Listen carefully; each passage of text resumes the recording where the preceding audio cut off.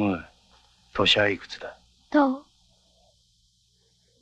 ？3年もすりゃ小便になるだろ 여기 한 마을에서 장사에 쓸 수 있는 여자만 골라가는 모습을 보여주며 여러분 오늘은 뭐 길게 설명할 필요 없는 우리가 사랑하는 자토이치입니다. 기대하면서 오늘의 영화 시작합니다. おじいちゃん元気で。う。親はね。さあ、ついてきな。歩くんだ。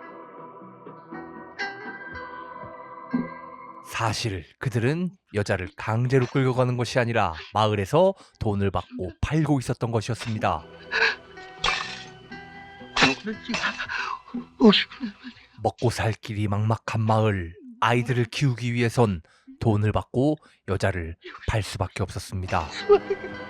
하지만 이런 약한 마음을 가진 약한 마을 사람들은 항상 야쿠자들의 먹잇감이 될 뿐이었습니다.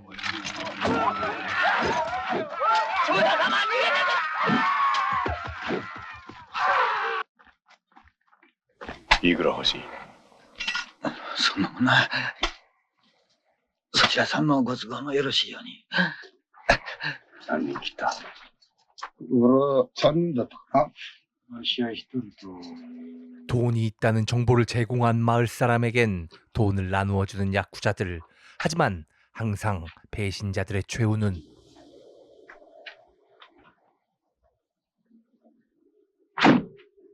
殺さねえって約束だったじゃねえか。世の中。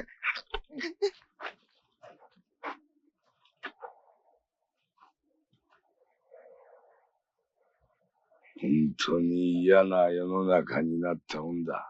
嫌なことばっかり耳に入れ。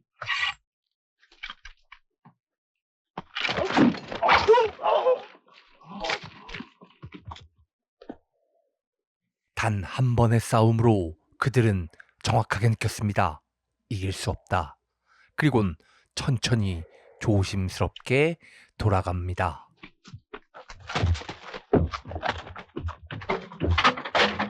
아니 뭐 이거 하여튼 야쿠자들 이 동네 깡패들 이것이 그때 그들이 발견한 이가 있었으니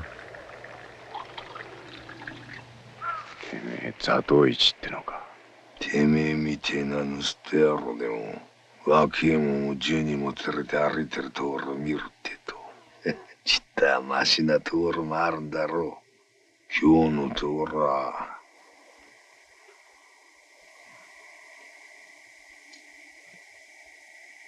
俺はこの道まっつぐ行くから後から俺をつきなついちゃ来られねえだろうけどね。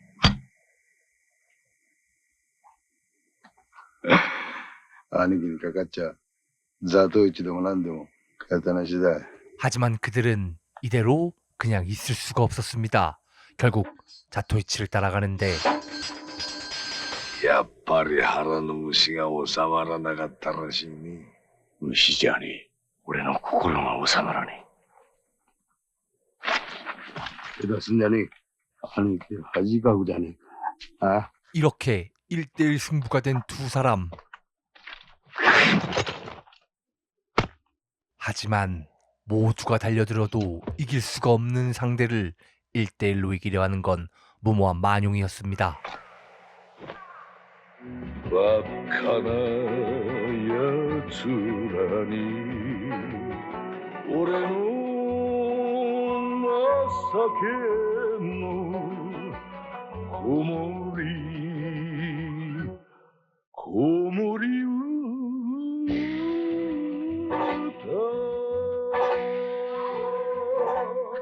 お羽織の旦那、いい男前だね。ママさん、じゃあウーロンちゃんと相手にさ、猫もいるんだよ。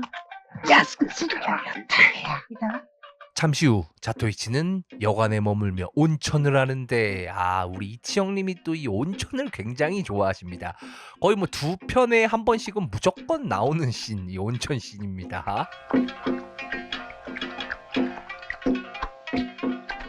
お客さん、湯加減の塩梅はいかがでございましょう。いい塩梅でございます。やめさ。 그리고 이제 목욕 후에는 항상 술이 빠질 수가 없죠. あんまさん、お酒どうですか？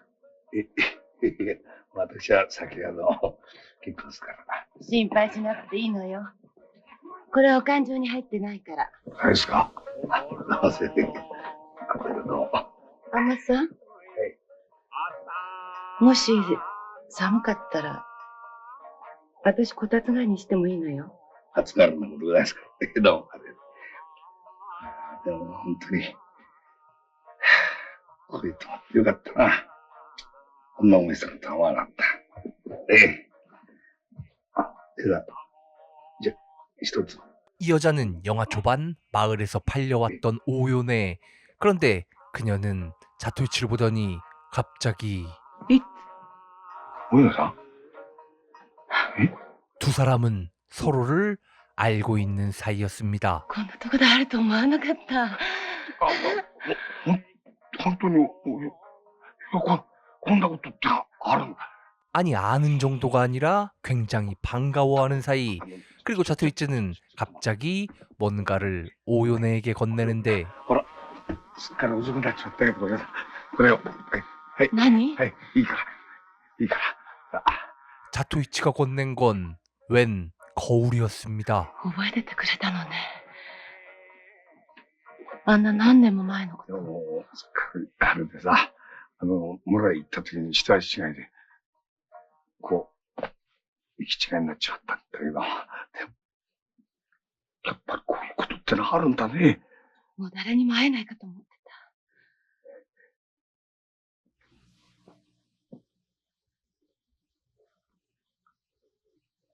그런데 잠시 후 오연애는 또 웬 아이를 안고 어르고 달래고 있었습니다. 그 사이 아이라도 낳은 것일까? どうしたの？お前があんまり嬉しそうなんで。こっちまで嬉しくなっちゃって。思いがけない人に会ったんだもん。え話したことあったでしょ。昔村祭りの時にさ、いつも来るあんまさんで、面白い話をしてくれる人がいるって。私その人の話聞くの大好きだったの。それでね、今度来る時何が欲しいって言ったから。私冗談に、鏡って言ったの。持ってきてくれ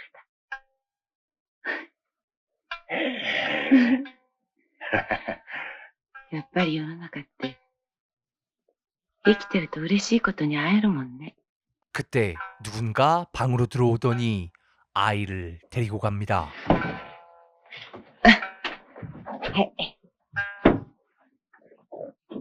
그리고 오연애도 아무렇지도 않게 아이를 넘기는데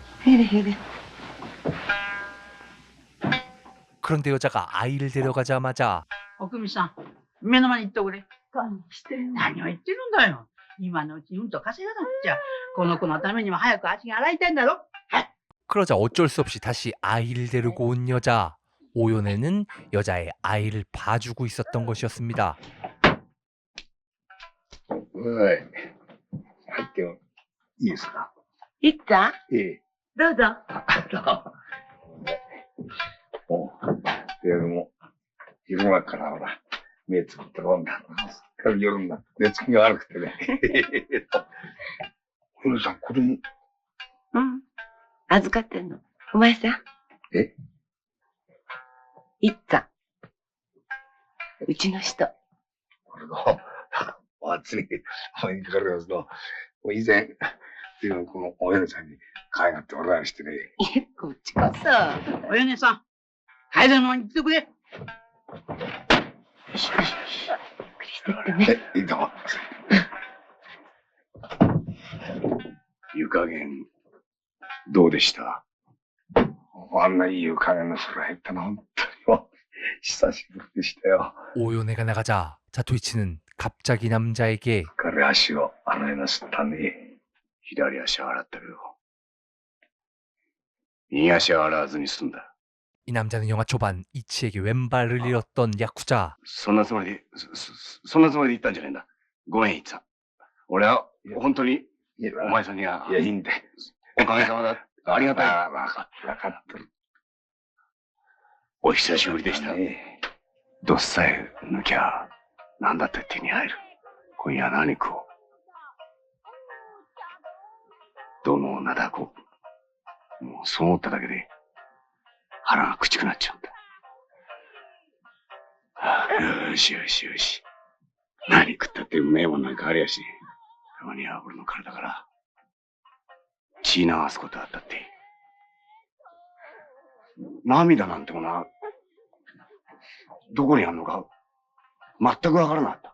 おかげさまで。涙を流せるような男になりました。いや、そうじゃねえよ。お前さん昔からこう、涙持ってたのさ。でもまあ、涙を流すってのはいい気持ちだろ。いつも涙流すことあるのか？もう目が年中流しっぱなしさ。だから、いつまでたったってこう、開かねえ。こいつはいや。 남자의 눈물, 그것의 의미와 무게감을 누구보다 잘 알고 있는 자토이치는 姉さんかい。いや、おい、待てよ。おい、俺は客だぞ。銭払ってるんだよ。堪忍してよ、もう。堪忍してやる、堪忍してやる。もう一回部屋来いよ。早くしろ。とか堪忍してください。なんだてめえや。風呂滝です。風呂滝にかかりゃねえ。おい、ちょっと。なんだこの野郎。亭主を呼べ、亭主を。お客様、何度。なんだよ。この女はよ、思うようにさせねえじゃねえか。誠に申し訳ございません。本当になんだこの風呂滝は文句言いやがって。なんだってめえや。こちら様はちゃんとお宝を頂戴してるんだぞ。てめえなんと、ただただ無駄飯ばっかり食いやがって。なんでその面。 화가 난 남자. 점점 싸움이 커질 것 같자 오연애는 行きましょう。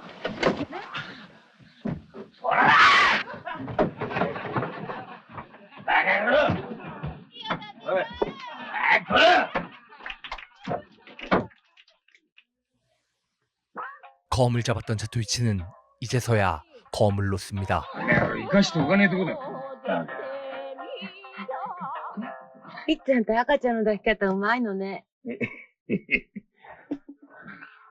なんたってこの赤ちゃんの匂いぐらい可愛いもんありませんね。笑ってる。笑ってるんですか？うん。笑ってる。そんなに面白い顔してくんのかい？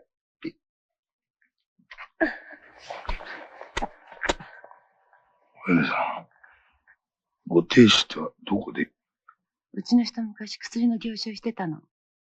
私の生い立ち話したら、仕入れの金、全部おじいさんに送ってくれたの。それでね、お米さん、すいません。気がいいわよ。いっちゃんの小指しゃぶってんの。いちさん、ありがとう。ええな。俺、同じ箱と思うんだ。腹も腹くっちゃ。どこにも行きやしねえやな。飽きたの？飽きたんなら好きなとこ行けば？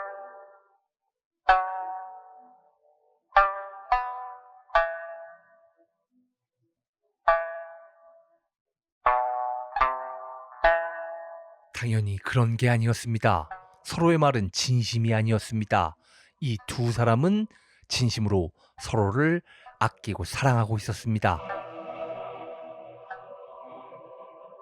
そんなによかったかい。いろんな女だいたけど、あんないい女はいねえな。およねって言ったな。俺がかしてもらうぜ。 이런 모든 이야기를 듣고 살아야 하는 화부 히코. おい、どう？お客さんだよ。兄貴、久しぶり。 그를 찾아온 사람은 이전에 같이 야쿠자 생활을 했던 남자였습니다. 追分塾のゴンタって野郎のところでちょいでささがすことがあってやってきたんだ。近くの曖昧屋で右足のね風呂炊けると聞いたんだ。まさかと思ってやってきたんだ。おめえもとうとう風呂炊きになっちまったんだな。うん。かみさんも働いてるんだって？随分と出世したな。なーに、まだまださ。これから先が楽しみだよ。 그는 히코에게 한 가지 제안을 하는데 俺と一緒に来ねえかい。この分だとおめえもだいぶ銭に困ってるようだな。 제안이 끝이 아니라 그의 힘든 생활을 보곤 슬쩍 돈까지 건네줍니다. いいってことよ。おめえと俺の仲じゃねえか。取っときなよ。 거부할 수 없는 악마의 속삭임. 하지만 이것은 사실 지옥의 목소리였습니다. これで俺も40両稼がしてもらうぜ。てめえの首には50両という初期がかってるんだい。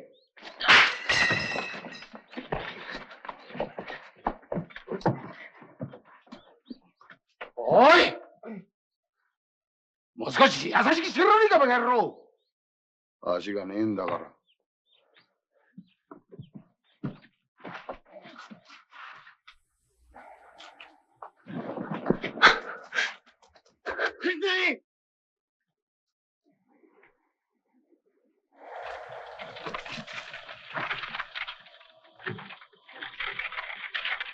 한편 이런 상황을 잘 모르는 자토이치는 돈을 가지고 여관 주인을 만나는데 この10両はお米さんのもんですね。 그렇습니다. 히코가 야쿠자들에게 10료를 받으려 했던 이유가 바로 이것이었습니다. 요네가 여관에 10료를 빚진 것이었습니다.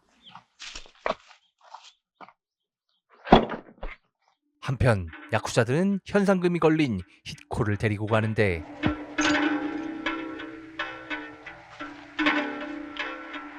名将、てめえだろ、俺にしぶってやったら。てめえだろ。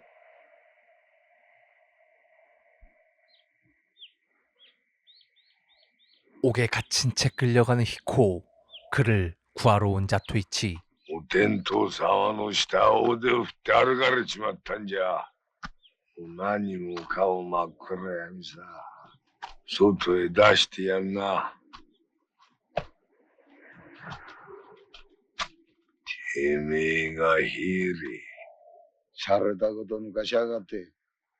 今の俺に逆らいやがると、山奥大旅させるぞ。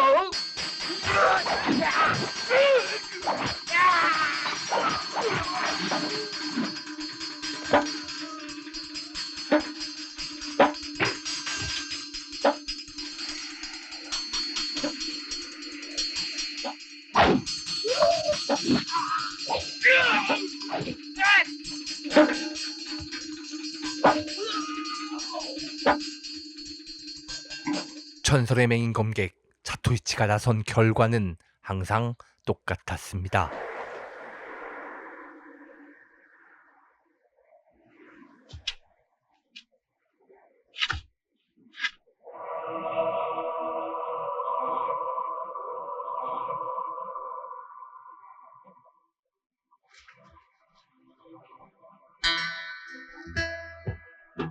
누가 뭐래도 두 사람의 사랑만큼은 진심이었습니다.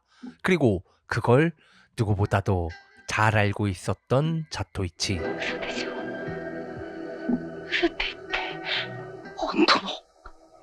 지금까지 오늘도 이렇게 길을 떠나는 이치형님이었습니다.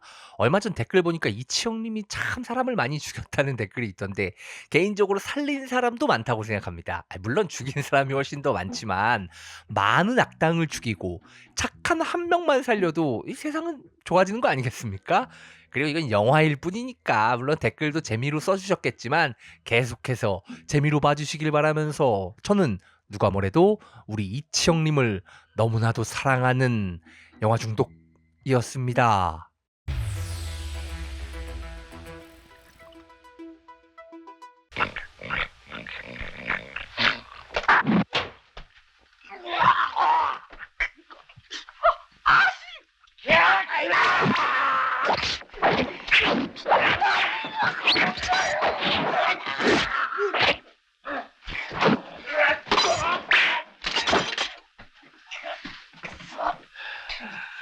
.10年前に起こった落とし穴。今頃になって埋めるたわらお前。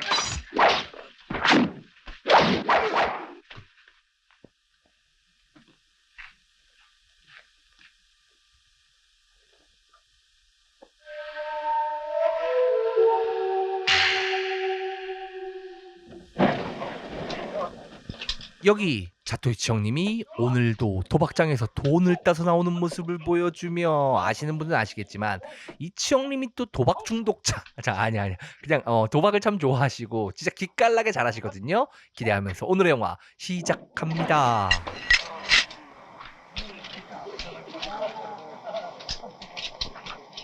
アンモさん、実は子供が釈放して、何してるんですよ。それじゃあ、用事してやってください。どっちそこの、この、それじゃあ、この子なんですよ。この子なんですよ。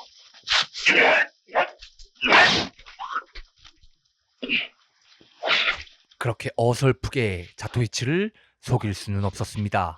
그런데 이 남자는 죽어가면서도 이치에게 アンバさん、死ぬ勝手な単に聞いておくんなさい。死ぬ先におふくって女の子が待ってるんだ。そしたら俺の子だ。産んだのは宮の越の友枝の娘おまさ。そしたら俺のカカだ。あの子産んだ後が悪くて持ってかれちまった。俺みてえな野郎があの子についたんじゃどうでもあの子のためによくね。お父ちゃん。それで母親の沙汰あの子を連れて帰る途中でお前さんの受けたその銭が急にこんなことやっちゃった。頼む。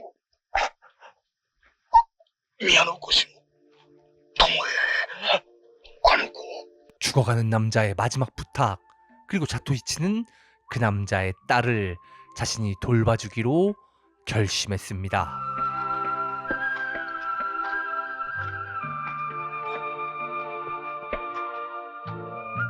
시간이 흐르고 자토이치는 그날의 그 아이 오우쿠와 비슷하게 자신의 앞에서 넘어지는 한 여자를 발견하게 됩니다. この峠は険しいですからね。足元お気をつけなすって。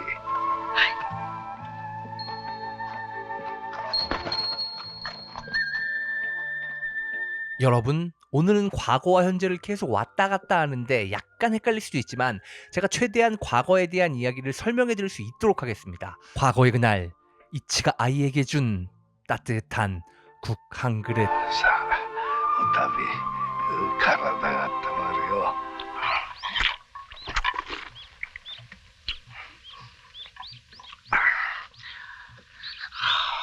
大桜貝や10年前とちっと味が変わらねえや。あんまさん、どちらまで？宮の越へ行こうと思ってるんですけど、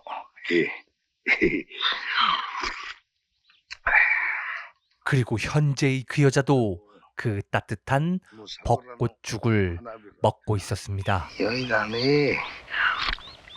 娘さん、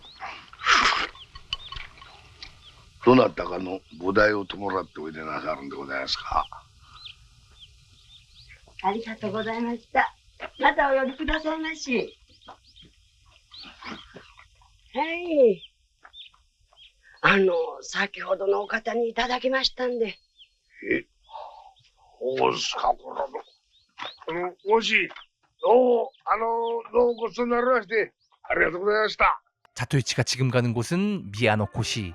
과거의 그날 남자의 부탁으로 오우쿠를 데리고 왔던 곳이 바로 이곳이었습니다. 그리고 그 과거의 자토이치는 いらっしゃいませ。お初にお目にかかります。どうぞ探しとろ。ちょっと남자가 찾아가라고 한 곳은 자신의 부모님의 집이었습니다. 부모님이 하고 있었던 여관을 찾아가 아이를 맡겨달라는 부탁이었습니다. なんでございますけど、ちょっと恐れ入ります。おまさん。おまさん。こちらへ来る途中、ちょっと訳がございまして。 상황을 이야기해야 했습니다. 하지만 우리 착한 이치 형님은 아이에게 그 말을 들려주고 싶지 않았습니다. この子には言えないんでございますけど、お父っつぁんはつまらねえことで、信じ合いまして、この子はお二方にとっちゃ、お名前はおふく。おばあちゃんとちょっと一緒に行ったら後でな。どういうわけでございましょうか。そのわけってな、実は、ひょんなことから、福ちゃんのお父っつぁんに頼まれまして、こちらへ、ちょっとこれを。 그리고 자토이치는 남자가 자신에게 뺏으려고 했던 그 돈을 전부 이 집에 줍니다. 이것이 자토이치만의 사죄의 방법이었습니다.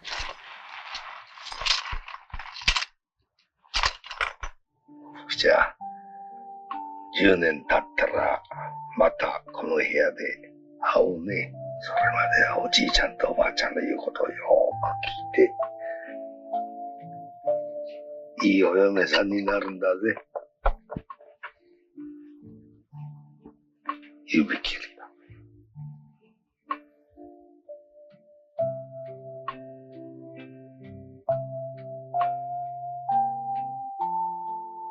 10년이 지난 오늘, 그날 오후쿠와의 약속대로 자토이치가 바로 이 마을로 왔던 것이었습니다. おかえりなさいまし。おかえりなさいまし。表に打ち水しねえかよ。 그런데 그 여관은 이미 많은 것이 변해 있었습니다. なんだいこの女。実は店で女中でもして働きてえと言ってるんで。女中。おやめさんだ、挨拶しろ。おりんです。おい、女の人ができてんのか。はい、ただいま。お前働きてんだって。どこの丸だよ。なんか訳がありそうだな。まあ人間ってのはな、いろんな訳に囲まれて生きてんだよ。よし、雇ってやろう。いつまでいたっていいんだぜ。疲れてるんだろう。おい、休ませてやれ。すぐに働かしてください。 자토이치도 드디어 그 여관을 10년 만에 도착하게 되고 おいでなさいまし。どうも。お泊まりでございますか。もうすっかりご無沙汰いたしまして、旦那をご神道お変わりなく。ええ。お変わりは全然、私、もみじの前行っておりますからな。いや、もう分かってるんですよ。ええな。それはつらかったですね、ほんとに。 당황한 여관 사람들. 잠시 후 여관에서 이번에는 종업원으로 일하기로 했던 그 여자 오린이 들어와서 旦那さんにね、後でちょっと一が来たって伝えてくださいますか。宿津さん、お願いします。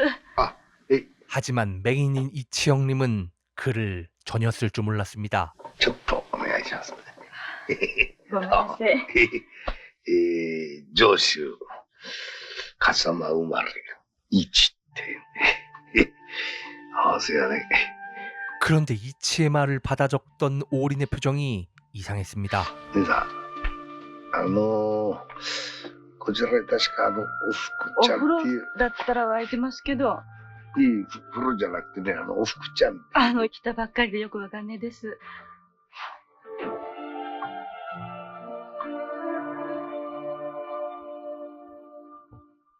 楓の間のあんまさ、宿賃先払いしてくだす。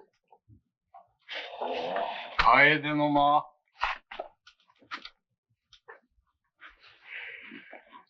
おい。あんまり働かなくたっていいんだぜ。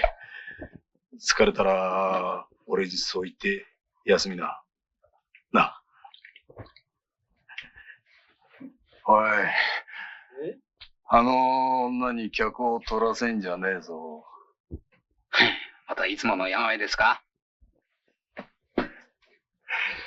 と、楓の間の客を今夜、土場に案内しな。あんま、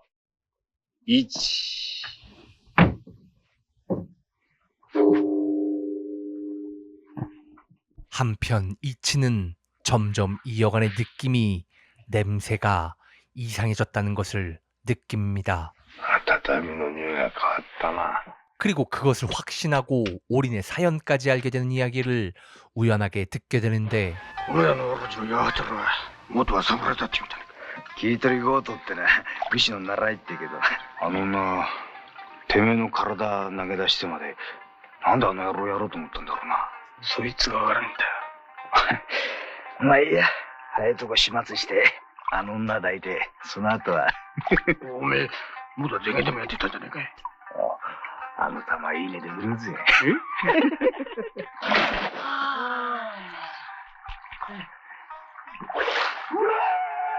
昔はここは巴屋って言ったっす。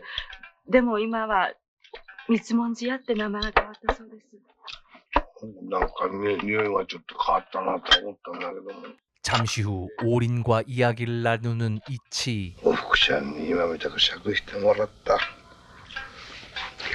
おふくちゃんっていっちゃんの好きな人ですか？好きっていうより可愛い子だったね。おう、ひょんなことがあるで、10年前にそのおふくちゃんの手を引いてこの友へやってきたんだけども、じゃあ今この友屋のご家族の人たちはどこへ？よくわかんないですけど、押し込みに入られて、おじいちゃんもおばあちゃんも殺されちまった。おじいちゃん、旦那さんとおかみさん。おふくちゃんは殺されなかったって話です。じゃあどっかで生きててくれてるな。何事ませんか？冗談にない、冗談か。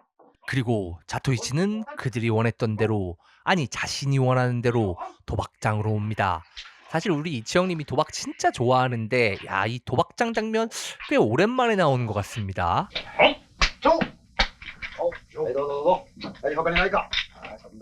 우동을 먹으며 천천히 도박을 즐기는데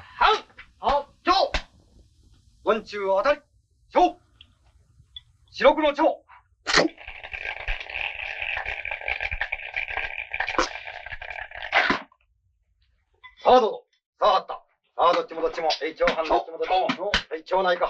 이 도박장 다다미 아래쪽에서 바늘을 이용해서 속임수를 쓰고 있었던 것, 그것을 눈치챈 이치 형님은 우동 국물을 뱉어버렸던 것이었습니다.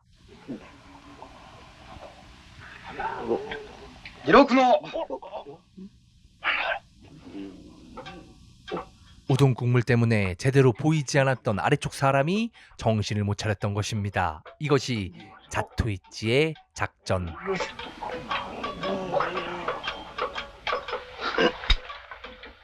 こんな気の多い最後の付き合いをしちゃいられませんよ。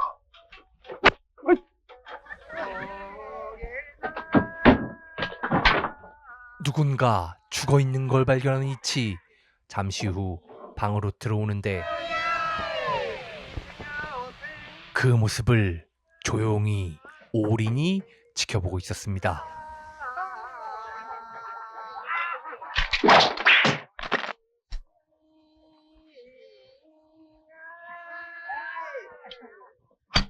엄마, どうもただもんじゃねえよ。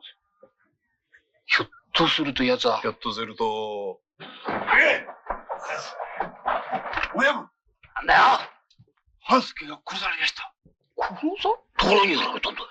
そいつがわからねえんで。とにかく裏の廊下のところでバッサリと。佐藤一だ、間違いねえ。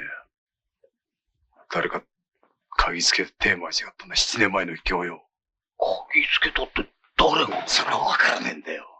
7년 전 사건이라 과연 무엇을 이야기하는 걸까? 그리고 잠시 후 올인이 웬 무리들과 이야기를 나누는데 私がやれって言わないのにどうしてやったのさ。おめえとの約束の期限が今夜までなんでね。早いとこ仕事済まして抱きたかったんだよ。てめえ、まさか俺たちからあのあんまに乗り換えたんじゃねえだろうな。 どういうことさ。とぼけるな。楓の間に止まってるあんまよ。あの男がどうかしたのかい？おう。あいつはな、座頭の位置って言ってな、関橋を股にかけて飛び回ってる目なし鳥だ。あいつにかかって殺された野郎をいっぱい知ってるんでね。へえ、大した男だね。下手な小細工すると、おめえの素性を八八郎に喋っちまうぞ。小細工なんかするもんかい。今晩一晩ぐらい待ってくれたっていいでしょ。 그렇습니다. 어떤 이유에선지 오리는 이 여관을 박살내버리기 위해서 야쿠자들을 동원한 것이었고 그 대가로 야쿠자들에게 몸을 주기로 약속한 것이었습니다. 그런데 갑자기 날짜를 미루는 오린, 그 이야기를 모두 들은 여관 쪽 부하들은 今日雇ったオリンって女中ですがね、萩の間の3人組の客と筋をバラすのバラさねえのって、いやその話っぷりがね、どうもただの田舎娘じゃねえようなんですよ。ひょっとしてあの女、巴屋の。巴屋のぶっ殺しときゃよかったんですよ。 이제서야 오린의 정체를 알게 된 여관 쪽 사람들. そうか。布団引かさせてもらいます。 한편 오리는 자토이치 방으로 들어오는데 뭔가를 눈치챈 이치, 갑자기 10년 전 이야기를 시작합니다. 10年前なんてな、もう昨日のような気がするな。明日になったらまたこう10年経っちまうんだろうね。本当に月日の経つのは早いもんだね。この10年の間何をしてたかと思ってこいつも考えるんだけど、人の掘った穴へ落っこっちまって、ずーっと一番いいものをつまらねえ仏心を起こして、その穴を埋める。そうすりゃまたどっかへ穴ができら。その穴をまた埋めるためにまた深い穴を掘ってまたそこへ埋める。しめにはこの穴誰が埋めてくれるのかね。俺さ、お前さ、立派な目を持ってるんだから、自分から穴へ落っこちるようなことをしちゃいけませんよ。なんだ、こんなこと言ってると、あんまが急に坊さんになったような気持ちになっていい心持ちなもんだね。いっちゃんお茶。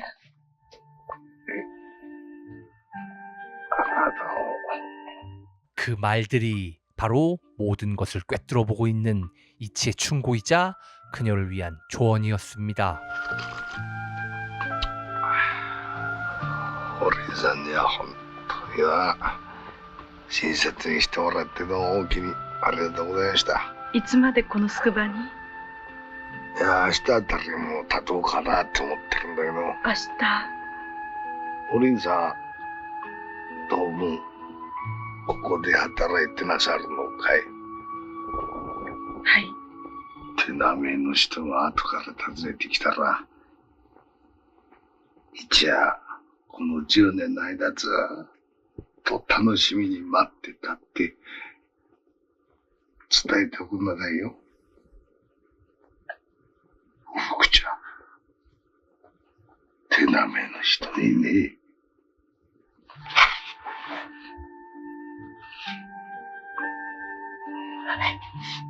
오후쿠와의 약속을 지키기 위해 10년 만에 이곳에 왔지만 이제는 돌아갈 이유가 충분하다고 느낀 이치. おやすみなさいまし。 그 이유는 이미 오후쿠를 만났기 때문이었습니다.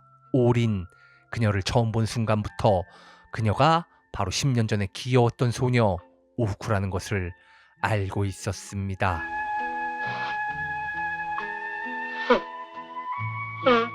그리고 오후쿠도 이제는 알게 됐습니다.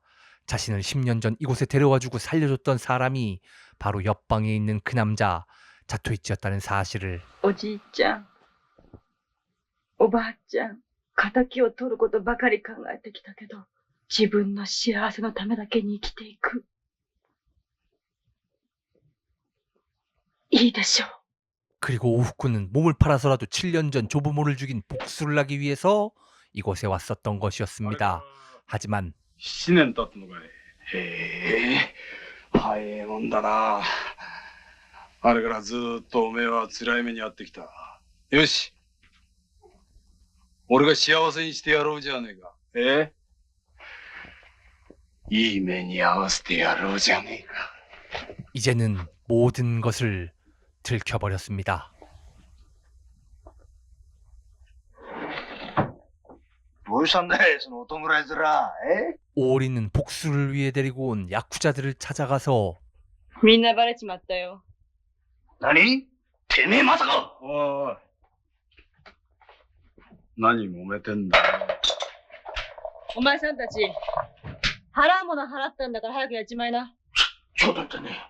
それじゃ約束が。違っちまったけどさ、成り行きだから仕方ないだろ。まあ、成り行きだ。やってもらおうじゃねえか。待ってくれ。俺はただ、この女についてきただけなんだ。ああ、そうか。それで、この可愛い女の敵討ちの手助けがしたい。みんな、手出すなよ。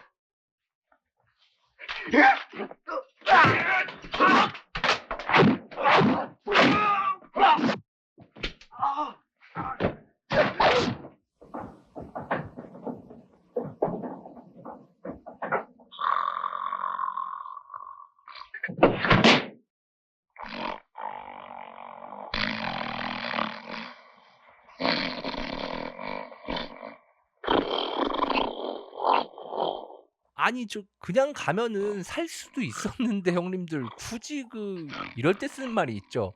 감히 잠자는 사자의 코털을 건드려?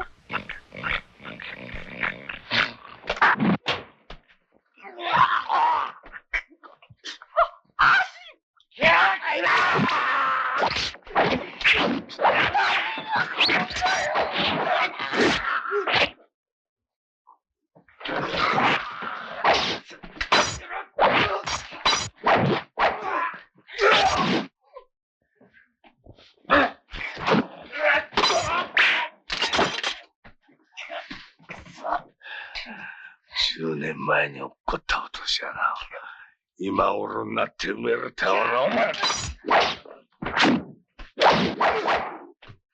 자토이치는 항상 자신의 구멍은 자신이 메우며 살아왔습니다. 자신이 구멍에 빠지면 혹시 남들이 빠지지 않게 그 구멍을 메우며 살아왔습니다.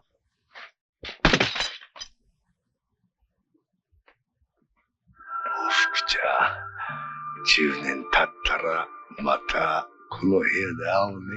それまではおじいちゃんとおばあちゃんの言うことをよ聞いていいお嫁さんになるんだ。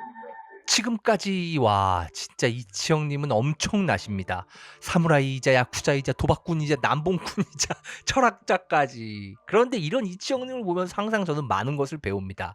저는 영화를 보면서 많은 것을 배우기는 처음인 영화 중독이었습니다. 매번 배웁니다.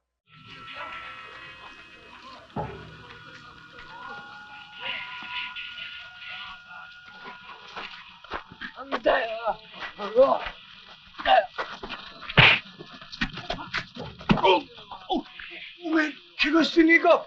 여기 작전을 짜고 소매치기를 한 두 어린 소년을 발견한 자토이치의 모습을 보여주며 잘못 걸린 것 같은데 기대하면서 오늘의 영화 시작합니다. 너무나도 갑바른자니.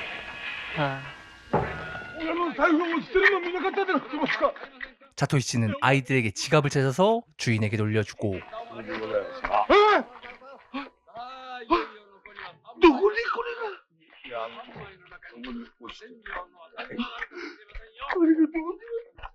우리가 못 나갔다는 노수가 나한테 오래요 이때. 저待ってて. 엄청나게 고마워하는 남자. 이치에게 사례를 하겠다며 잠시 기다려달라고 하더니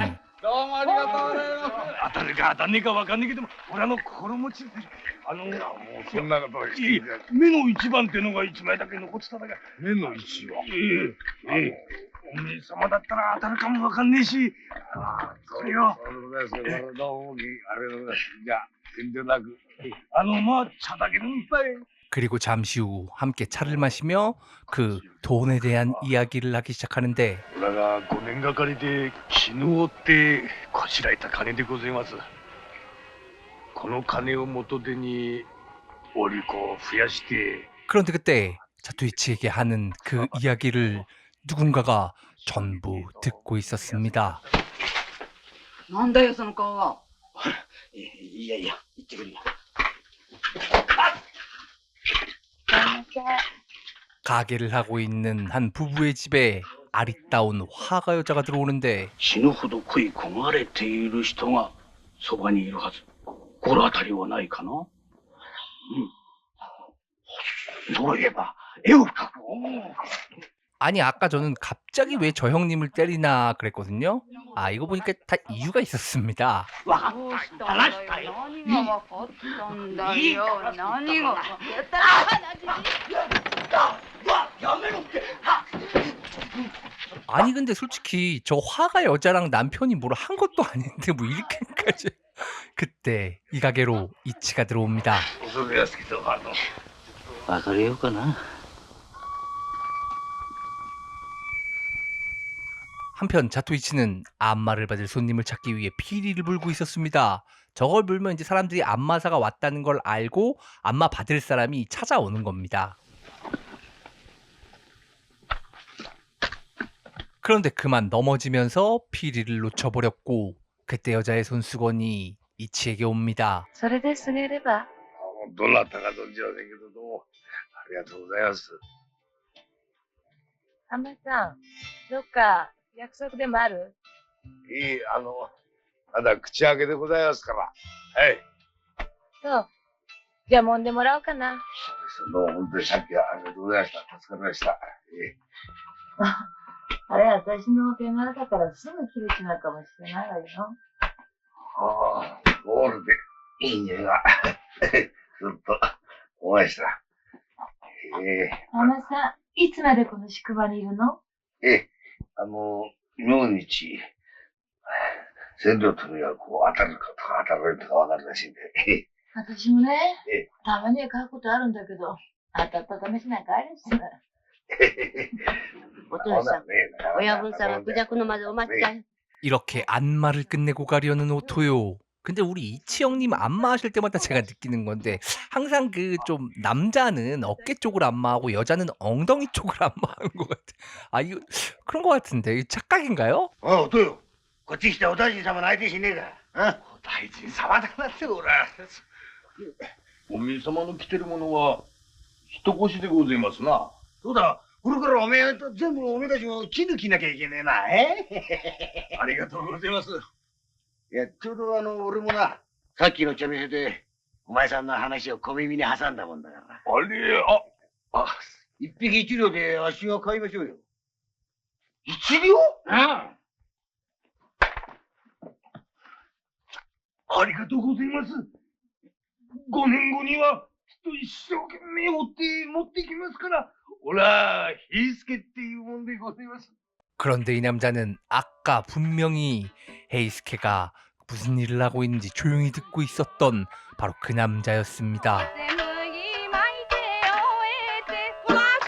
그리고 게이샤들에게 이야기해서 헤이스케와 정말 즐겁게 놀라고 이야기를 하고 잠시 후 2차가 잠깐만 이게 2차라고 해야 되나? 아 이거 저 시대는 뭐라고 해야 되지? 皆様方にもよくしてもらえたから。おかみさんは？おらのけ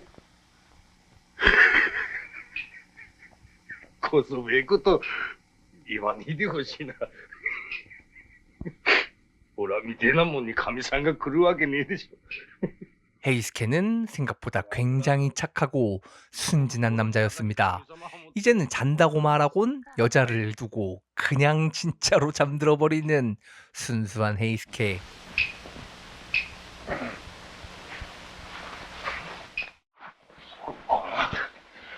おはようございます。どうです？ゆんべはゆっくり寝られましたか？こっぱずかしい話だけども、お豊さんがおらの、おった絹ばきてこの祝言を挙げるところの夢ば見てしまいまして。ひょっとしたら正夢になるかもしれませんで。あれ、おらとお豊さんがそんな風に。 그때 갑자기 まあそうしてやりてんだけど、お豊ってのはかえそうな女でしてね。親の借金を自分の体で払わなきゃならねえんで、2、3日したら、我孫子の宿へくら替えしなきゃなんねえんですよ。我孫子の宿って言いますと？我孫子ってのは、そら、暴露だとか、カゴかきだとか、どうしようもねえ奴ら相手にしなきゃなんねえんでね。あっしもかわいそうだとは思ってんだが、借金の利子が利子を生んで、元金合わせて何でも、150両ぐらいあるらしいんですよ。150両？俺、ここに50両はあるんだけども。 헤이스키는 오토요에게 완전히 반해버렸습니다. どうしたらいいんでしょうか。あっしの知っている人で、この川屋で、材木を手広く扱ってる大田の旦那がいるんですがね。その旦那がこの博打が好きでね、その弱いくせにも毎晩100や200、ちょっとやられてんだ。その旦那と差しでやったら、300両ぐらいは勝てるかもしれませんね。 헤이스키에게 50냥으로 도박을 해보라는 이야기. 俺は博打やったことない。物心ついたとき、旅回りの一座の子役してたの。ぬいぐるみ着せられて犬の役やらされたり、体中真っ黒に塗られてお地蔵様の役やったでしょ。あ、ネズミもやったことある。それから生みの親って人が来たのよ、10人の時。あっちこっち車を回されてさ。でも面白いのよね。綺麗な着物着せられてお城へ塗られて。乙姫様の役もらったような気分になっちゃってさ。そこにいた女の人たちの名前って面白いわ。遠い昔のようでもあり、つい昨日のようでもあり。 한편 도박을 하러 간 헤이스키는 계속해서 돈을 땁니다. ゴンゴンのちょうど出ました。ついておりませんな。はい、どうぞ。 초심자의 행운이었을까? 곧이어 바로 2と1だから、半でございますな。初めて勝たせていただきました。 계속해서 돈을 잃었고 결국 딴 돈뿐만 아니라 가지고 있던 돈까지 모두 잃어버리고 맙니다. 네, 그니에 가려봐. 国を切らねえよ。国さ切るときはおめ様と一緒に。私なんか一緒に連れてったってろくなことないわよ。帰んなさいよ。ここさいるとおめ様に迷惑がかかるだか。私じゃないのよ、お前さんに。俺に迷惑がかかるって。俺は喜んでるんだよ。俺は生まれて初めて嬉しくて。 헤이스케의 마음은 진심이었습니다. 오토요 역시 이렇게 말하는 것이 헤이스케를 위한 진심이었는데 ねえ、こんなとこでさ、無駄なお金使ってないで、早く国に帰りなさいよ。いくらでも世の中に私みたいな女行く。無駄なことねえよ。俺のためになることだから。そこんとこの道理が分かってもらえねえと。道理もヘチマもないのよ、こんなところじゃ。ヘチマがなくたってお前さん。優しさがあるってねえか。 이제서야 헤이스케의 진심을 알아챈 오토요. 그런데 그때 또다시 남자가 도박을 하자고 찾아오고 오토요는 어떻게든 말리고 싶었지만 買っていきますから待っててください。 잠시 후 여관은 아주 난리가 납니다. 갑자기 여주인이 신이 나서 뛰어와서는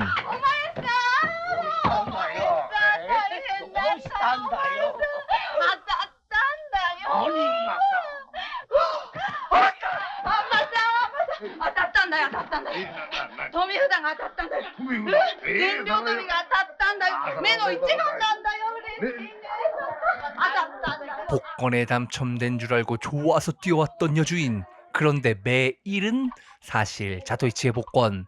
헤이스케가 이치에게 사줬던 바로 그 복권이었습니다. 当たり札は目の一番だよ。目じゃねえよ。ぬなんだよ。なぬ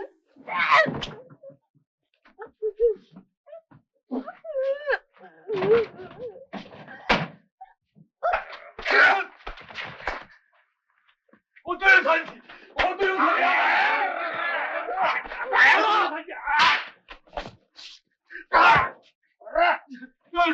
おとよさんに会わせてください。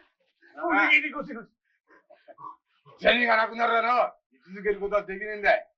どうしても痛かったらな、かっぱらってでも手に持ってきな。かっぱらうなんてことできねえよ、ほら。できなきゃしょうがねえじゃねえかい。お父さんが俺のこときれいだってんなら、ほら。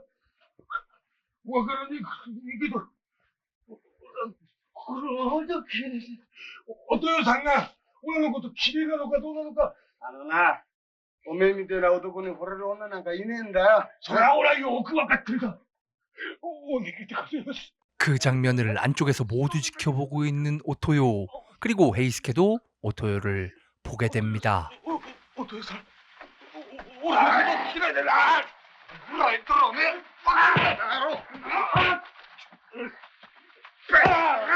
오토요는 잘 알고 있었습니다. 이렇게 맞더라도 이곳을 떠나는 것이 진짜 헤이스케를 위한 길이라는 것을. 그리고 잠시 후 자토이치가 밖으로 나와서 이 모든 모습을 보게 됩니다. ちょっとせやねんけど、酒を2、3本お願いしたいんでございますけど。今すぐ。せやねん、どうも。 자토이치는 거의 정신이 나간 헤이스케를 자신의 방으로 데리고 왔습니다. お待ちどうさま。どうぞ。おやりの早し。頂戴します。いい。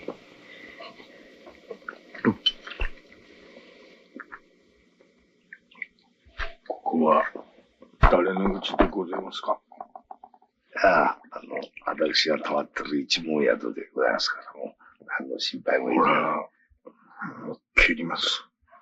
헤이스케는 이제 정말 지쳐버렸습니다. 一門ももう手にやんねえし、おめえ様に迷惑がかかる。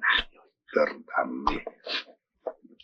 お前らが一門なしどころじゃありませんよ。驚いちゃいけないよ。千両手に入るんですよ。千両手？いや、ほら、お前さんが私に、あれが当たっちまった。目の一番。あれ？よかったわ。だからさ、これお前が、これが当たっちまったのか。だからね、さあ、お前さん、これも、それはいけねえって。それはいけねえ。さんがバカと思ってました。俺が言った。 착한 자토이치는 당첨된 복권을 다시 헤이스케에게 전부 주려고 하지만 헤이스케는 받을 수 없다며 계속해서 거절합니다. おめえ様がその様ってのつけないでくださいないんだよ。様ってつけねえでくれって言われたっけ？呼びつけにしてもいいって言ってくれたと思う。だとも、オラの女房になったわけでもねえ人、呼びつけにするわけにいかねえ。あんたね、お父さんってした優しい人ですね。私が道をね、流してるときね、私の下駄の鼻がぶっと切れちまってね、困ってるとき上からこうなんか瓶付けの匂いのする布切れがこうポッと落ちてきて、お父さんがパッと投げてくれたんで、それでこう鼻を結んで、で領事にこう上がったって問題だか。いかったな。 잠시 후 자토이치는 같은 여관에 머물고 있었던 여자 화가를 찾아가서 それですけど同じように書いていただけるや。当たりくじじゃない。そうなんですけど、それ一つ書いていただけますでございますかね。明日までだったらいいよ。そうですか。明日の朝まで。はい。それはね、よろしくお願いします。どうも。 그리고 잠시 후 헤이스케를 데리고 도박장으로 갑니다. 헤이스케에게 오토요를 만나지 못하게 했던 그 도박장으로. なんだおめえまだ用があんのか。俺はもう用がねえけど、こちらの人が遊びてえって言うから。何？親分だでございますけど、後に多いからね。実は私大きい声じゃ言えないんでございますけどね。千両取りが当たっちまったんでございますけど、千両取り目の一番っていうのでございますからね。もう平助さんから見たらこちらの遊ばしてくれるってんで、一生のうち一回だけ遊ばしてもらおうと思って。そうかい、それよく来てくれたな。俺もよく戻ってきてくれたな。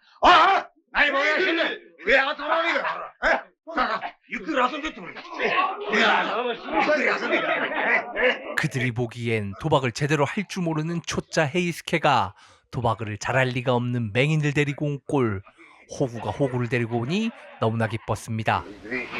いいえ、一つ行きましょう。ちょっといただかしたい気持ち。間違いねえな。 야쿠자들은 자토이치에게 술까지 먹이면서 완벽하게 판을 깔아버리고 天さん、いや、天大臣さん。その札、うちのもんに行かせて金と返させましょうか。いいえ、そんな金なんだ、いつも帰られますからね。その前にどなたが一つ私と差しで、ちょっと勝負させてやってくださいましな。もしそちらが勝ったら、この千両飛びを、そちらに差し上げます。こんないい博打はそんなのにあるんじゃございませんよ。ああ、誰か酒の持ってこねえかい。いえ、何をさ、持ってくることある。ちょっとね、そっからポーンと放り投げてやってくださいまし。 그렇게 한판 승부 도박이 시작되는데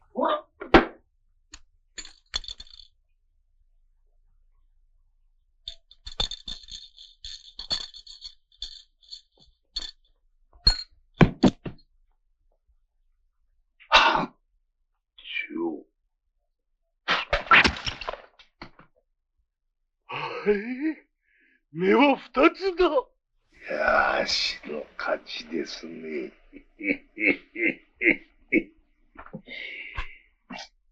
그런데 자토이치의 도발은 이게 끝이 아니었습니다. その千両富をちょっと貸しておくんなさい。 천냥짜리 복권을 다시 주자 아무렇지도 않게 그대로 복권에다가 불을 붙여버리는 자토이치. 사실 이게 이제 정확하진 않은데 그냥 단순 대략 계산을 해보면은 현재 가치로 엄청난 거액인데 한 20억이 넘는 숫자라고 생각하시면 됩니다. 그걸 이렇게 태운다고?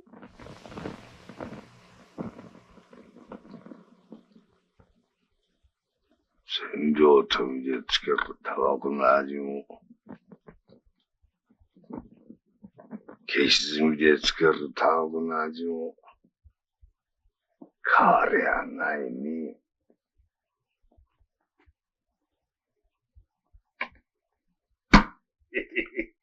大きに楽しませてもらってありがとうございました。いや、これは皆さん、ご祝儀が。おめえ様みてえな人が。麦を見ねえな。踏まれたって強くなっていくんじゃありませんか。今度こそ、麦みてえな人間になりました。そうなって、出直すんだぜ。出直しました。牧西八幡で待っててくんな。こっからわずか2ぐらい先にあるから。牧西八幡ですか。 자토이치는 이미 알고 있었습니다. 야쿠자들이 자신을 그냥 보낼 리가 없었고 자신도 이들을 그냥 보내고 싶지 않았습니다.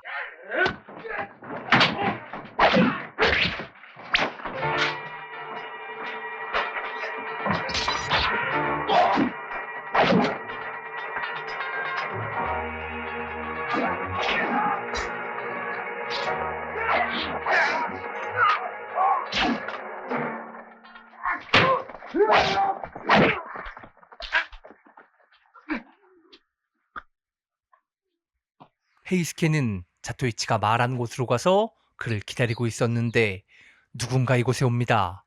온 사람은 자토이치가 아니라 사랑하는 그녀였습니다. 嘘だね。おかみさんにしてくれる？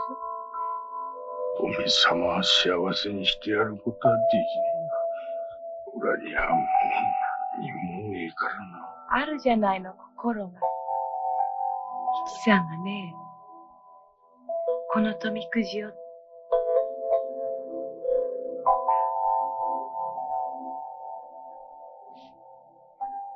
그리고 자토이치는 길을 떠나다가 그녀를 만나게 됩니다. 가짜 복권을 그려준 여리화가 그녀는 궁금한 게 있었습니다. 私富くじ持って逃げたらあんたどうするつもりだったの？お前さんにはそんな匂いはなかったね。ありがとう。 지금까지 여러분 제가 자토이치 시리즈를 보다 보면은 너무 재밌는 편도 있고 재미가 조금 떨어지는 편도 있는데 그래도 모든 에피소드를 여러분들이 보실 수 있게 선택하지 않고 전부 다 제가 순서대로 리뷰해드리고 있는데 어떠신지 궁금합니다. 댓글 좀 달아주세요. 여러분의 댓글을 항상 소중하게 생각하고 전부 보고 있는 저는 영화중독이었습니다.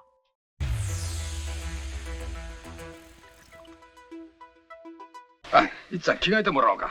いい、もう私これでもう。いいな、いいんだ、いいんだよ。もうね。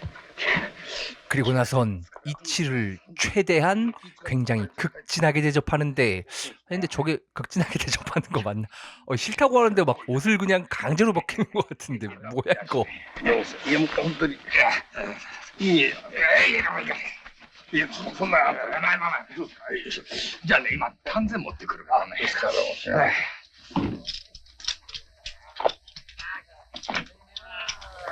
向いてはります。もっ。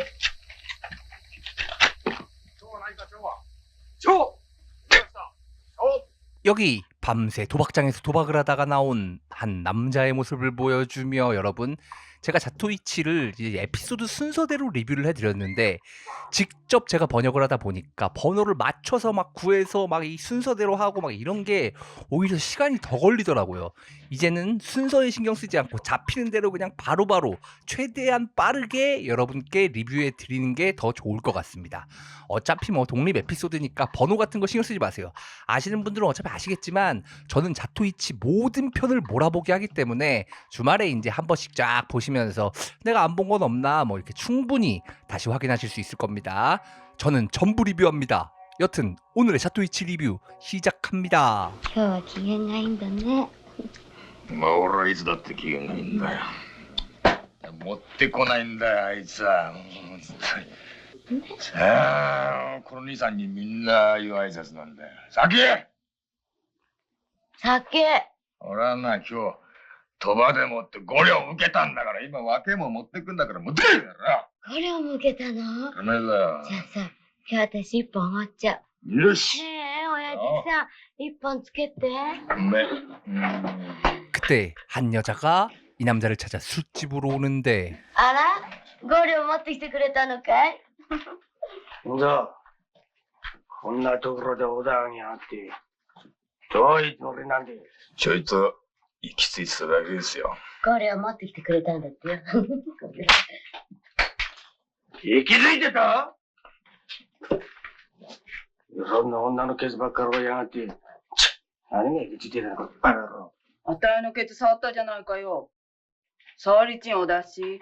이거 딱 봐도 도박장 야쿠자들이 남자가 돈을 따서 받으러 온 것 같은데?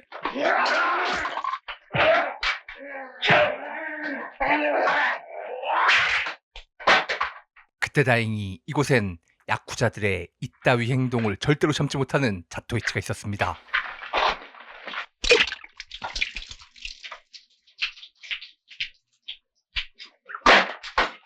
야쿠자들은 자토이치의 엄청난 실력을 보곤 일단은 그대로 돌아갑니다. 그리고 이 남자는 자토이치 얼굴을 보곤 깜짝 놀라는데 간조 여기 왔어요. なんだこれは。これはほんの手土産があるで。 한편 아까 그 남자 이 지역 야쿠자 오야붕에겐 사람들이 찾아오고 兄弟分の文吉の面に泥を塗った座頭市とあるよ。俺の面に泥を塗ったも同じことだ。よーし、座頭市の首はきっと取ってやる。ありがとうございます。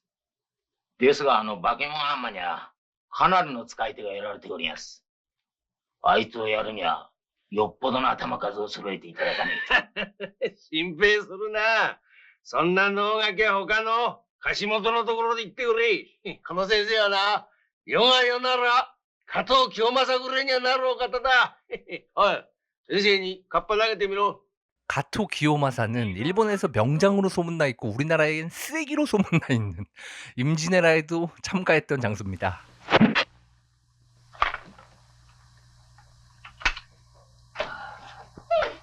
よろしくお願いします。お願いします。だけどね、俺は本当に驚いた。こんなとこでいっちゃんに会えるとは思わなかったね。どちらの方で？いや、まあ、どちらもこちらも後で分け話すから。ああ、そうですか。あそこにほら、ツタヤって店があるだろう。あ、見えねえのか。あそこはでもね、ツタヤって店があるんだよ。これは俺の女にね、からしてる店なんだから。ちょっと一杯やってってくれ。그리고 이치가 구해준 그 남자는 이치에게 고맙다며 자신 아내의 가게에서 술을 한잔하자고 잠시 기다리라고 말하곤 いっちゃんが来てるんだよ、今。どこへ？宿場でおったんだよ。梅に話したことあるんだろう。てめえと俺がこうしてられるのもさ、みんなあの人のおかげなんだからさ。恩返しってなんだけど、今晩一晩ぐらい持って出してるじゃねえか。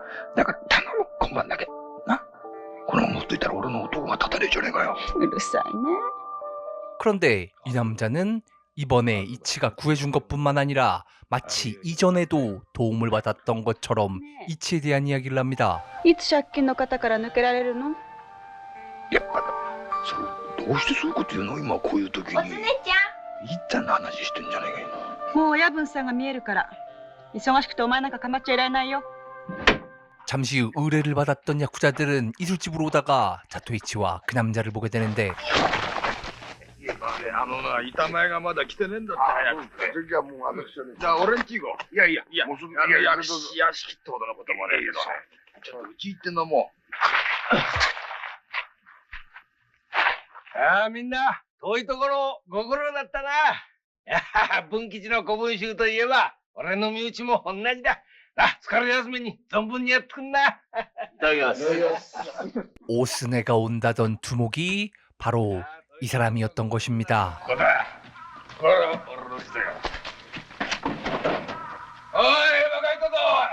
그리고 결국 자토이치는 남자의 집으로 오게 되고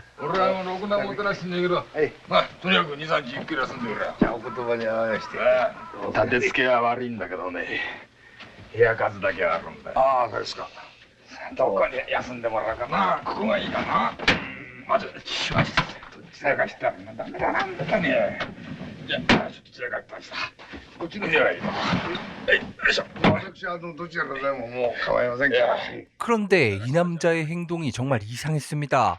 좁은 집안을 뺑뺑 돌면서 마치 큰 집처럼 자토이치를 데리고 와서 소개를 하는 듯한 이상한 행동을 합니다. いっちゃん着替えてもらおうか。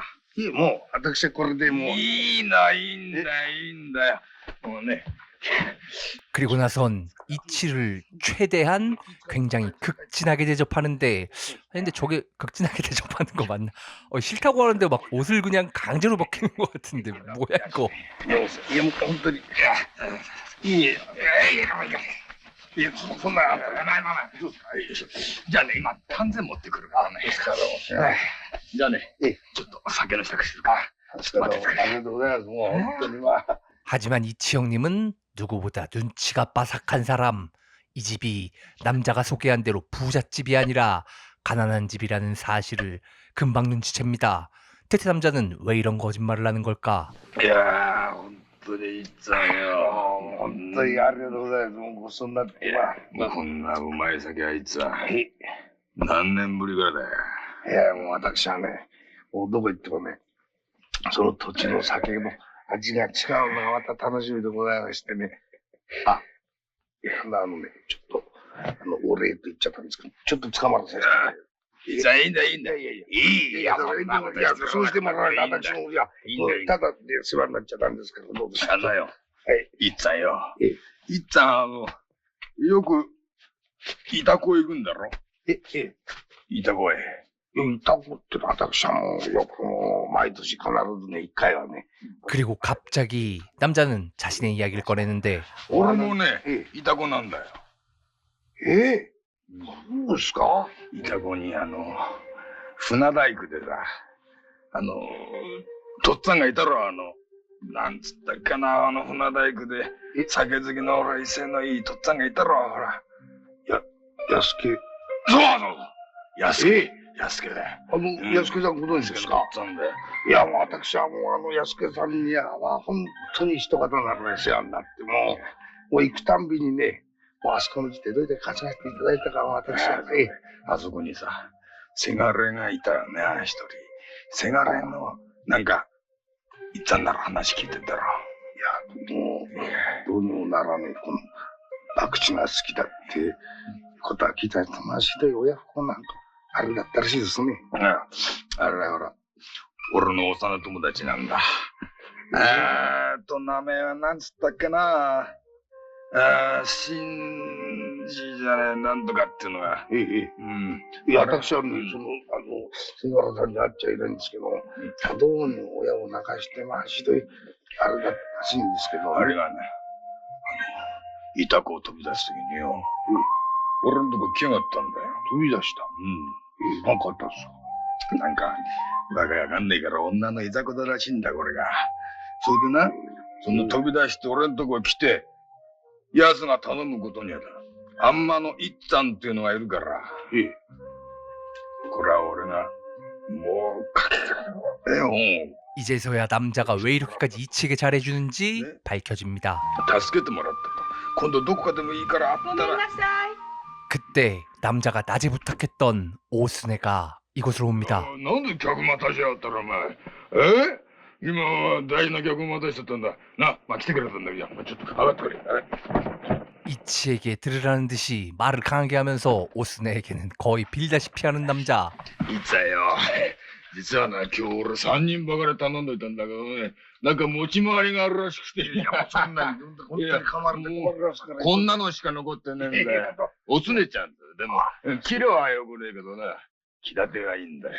で、俺はもう今までもな、何のかんの面倒見てやってたね。考えよう。だからね。 모기가 아니 지가 맞아놓고 야 이치 형님이 앞이 안 보여도 전부 다 알아요. 여튼 남자는 이상하게 계속해서 이치에게 잘난 척 강한 척을 하다가 さあお一つどうぞ。いやいやいや、もう私もさっきからちょっともう一杯ですけど、いや、姉さんどうぞ。どうもすいません。私はそんな飲めないんです。忙しいのに、こんな人はけど。うるさいね。この土地初めてですか？以前通ったことがあるかと思うんですけども。この新座さんはね、とっても面倒見がいいの。そうですね。私ももうね、いろんなとこ旅してます。こんな目にあったの初めてです。私もずっと面倒見てもらってんの。そうですか。本当にいい方でございますね。通り越してます。 이제서야 밝혀지는 남자의 이름은 신자. 신자라면 아까 그 네, 그 사람입니다. ありがとうよ。何が？すまなかった。そうね。このままじゃ済まないわね。こうやって二人っきりになるのはよ。何日ぶりぐらいだろうね。何日ぶり？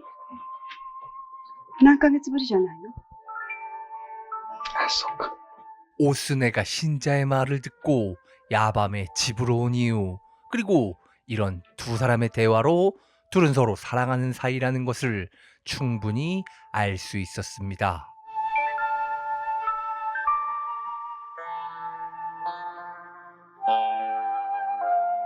하지만 웬일인지 지금 상황은 서로가 쉽지 않다는 걸 알고 있다는 듯이 오스네는 뿌리칩니다. 그런데 오스네가 가고 야쿠자들이 갑자기 신자를 찾아와서 帳場を通さずにこの忙しいのに女を引っ張る込みやがってこの落とし前どうつかるんで。明日親分さんとこ行って話つきやすから。あら、ここってこい。おめえ、この忙しいのに、勝手に店を開けるとは、どういう了見だ。おめえ、イタコにいたんだってな。どうして、おめえについてた不定紐は、印旛沼にでも埋めたのかよ。 그렇습니다. 오스네와 신자는 이타코에서부터 함께 이곳으로 온 것이었습니다. 두 사람 사이에는 과연 무슨 사연이 있는 걸까? 그리고 자토이치에겐 가토 기요마사라고 불리던 그 사무라이가 찾아와서 한마디 말도 없이 바로 검을 꺼내는데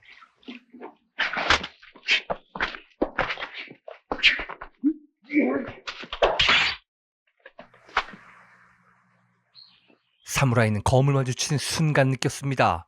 자토이치는 이렇게 죽일 수 있는 수준의 검객이 아니다. 진정한 1대1 승부를 내고 싶었습니다. おい、今の世の中、我々侍にとって実に住みにくい。お前のような奴でも切らねば、金にならぬからの。 진짜 사무라이들의 승부는 단 1합으로 결정나는 법.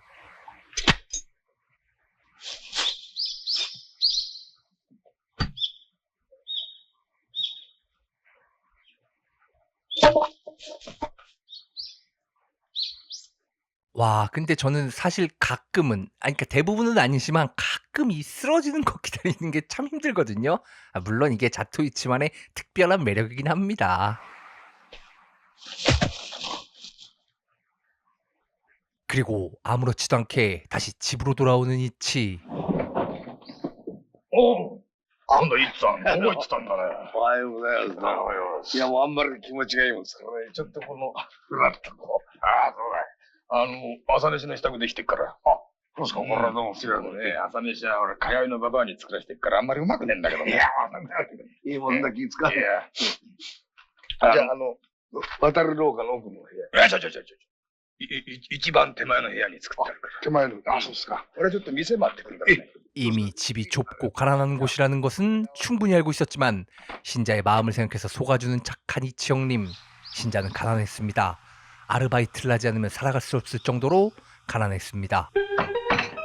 バカ野郎バタバタするね物ってのはな順番に片付けなきゃダメなんだよここが済んだらこちらこちらが済んだら奥仕事はたくさん残ってるんだから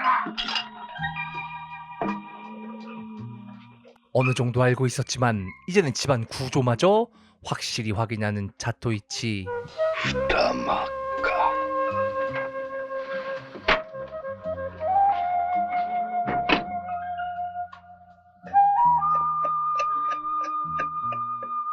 마이빼가래.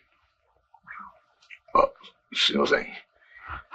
한편 신자는 오야붕을 찾아옵니다. おめえ大した男じゃねえか。腰のねえ男かと思ったら、おめえイタコで人一人殺したんだってな。船出行くやってた時によ、おめえがこのおつねを足抜きさして、ずらがって、後に残したおめえのとっつぁんが、土地のもんにいたぶられた時、助けたな。座頭市だってな。 자토이치에게 말했던 신자 어쩌고는 자신이었고 このおつねにダニのように食らいついて血捨てた野郎をばらして足抜きさせたおめえがよ皮肉なもんじゃねえが今のおめえはその紐そのまんまじゃねえが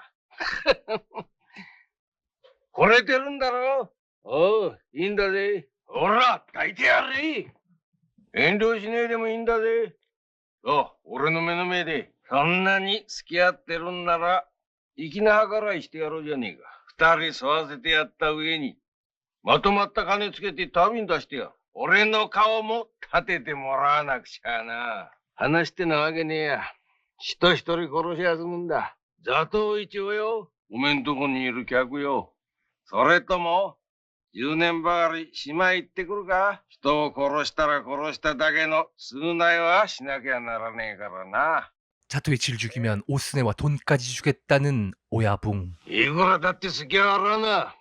飯食ってる時だって、酒飲んでる時だって。だからおめえに頼むんだ。仕込みを話す時だってあるだろう。断るって言うなら、こっちの手でやるまでだが、なんならどこを盛りゃいいんだよ。わかりました。やりますよ、親分。 자신의 아버지와 자신까지 모두 구해주고 심지어 목숨까지 살려준 이치. 하지만 신자는 오스네를 너무나 사랑하고 있었습니다. あいつやるのは簡単ですね。酒飲まして酔っ払いしまえばいいんですよ。 신자는 지쳐 있었습니다. 돈을 벌어 오스네와 떠나고 싶었습니다. そんじゃこういうことにしておくんね。親分さんが座頭市をもてなすっていう寸法で。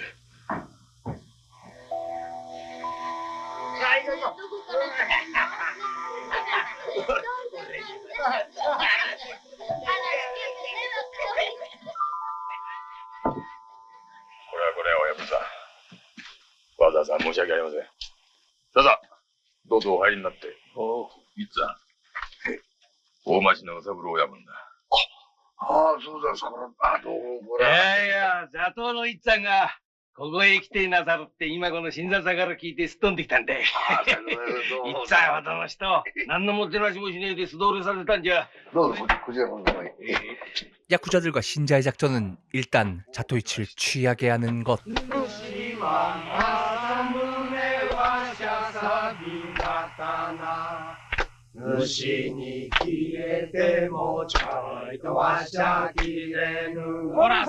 그들은 분위기를 띄우면서 이치에게 술을 권하면서 한쪽으론 이치를 없앨 준비를 합니다. おしゃくしねえか。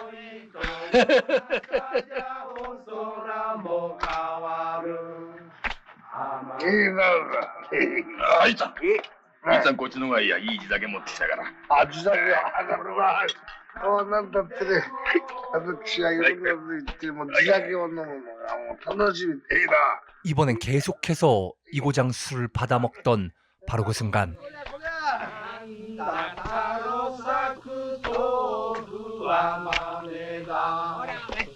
남들보다 훨씬 발달한 후각 이치는 이번 술에 뭔가 이상한 것을 느낍니다. 強い地酒ですね。まあこんな地酒、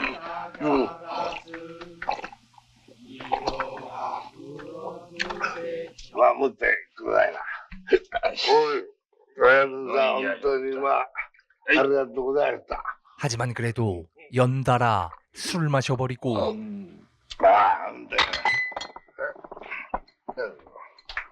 いいじゃん、お前。大丈夫か？いいのかい？そんなに乱れちまっておい。おい。何これ。随分うちがぐるぐるやってましたよ。あれ？ひどいね、これ。もう目が見えなくなっちゃう。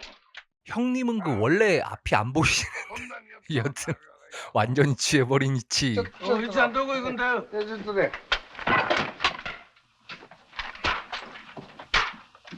ちょっとだけこのね、出すものだけど出してもらわないよ。 잠시만요. 저렇게 전부 야쿠자들을 치고 간다고? 야, 요거는 우리 이치 형님 연기력이면은 저건 전부 다 알고 있는 겁니다. 慌てるな。奴がご機嫌で食らった地酒は毒入りのおみきだよ。 모두가 나가고 혼자 남은 호순에 그녀는 화가 났습니다. 답답했습니다. 자신을 구해줬던 사랑하는 신자가 자신 때문에 이렇게 된 것만 같아서 독을 탔던 고장술을 따라 한 번에 마셔버립니다. 그런데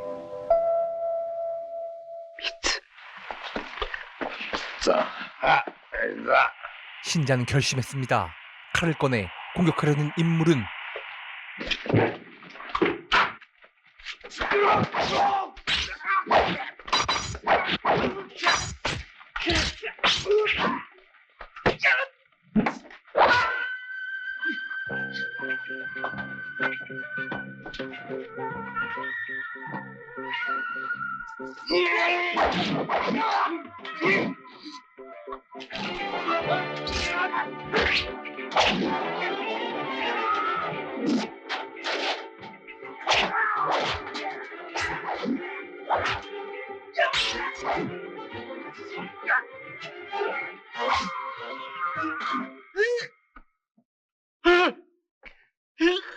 おつねさん、今までの信者さが死んじまったぜ。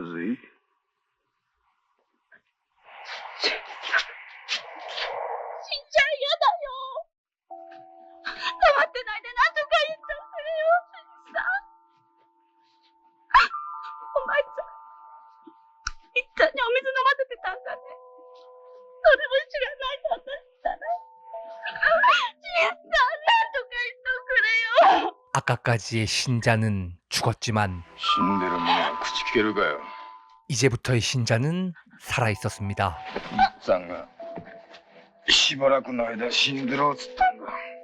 また助けられちゃったな。違う恩返しを考えないとな。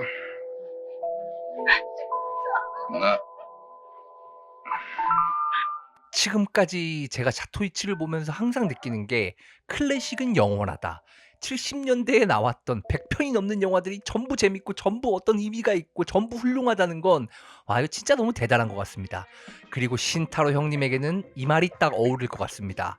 폼은 일시적이지만 클래스는 영원하다. 저도 클래스로 영원하고 싶은 영화 중독이었습니다.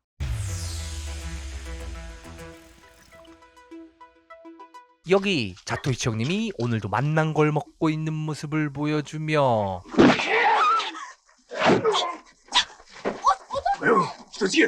이치 형님이 아니신가 보네. 이렇게 쉽게 죽을 리가 없죠. 오늘의 영화 시작합니다. 手賀沼の現像の本の中で野郎に恥かかされたんだ。世間に知られねえそのうちに見つけ次第叩き切るんだ。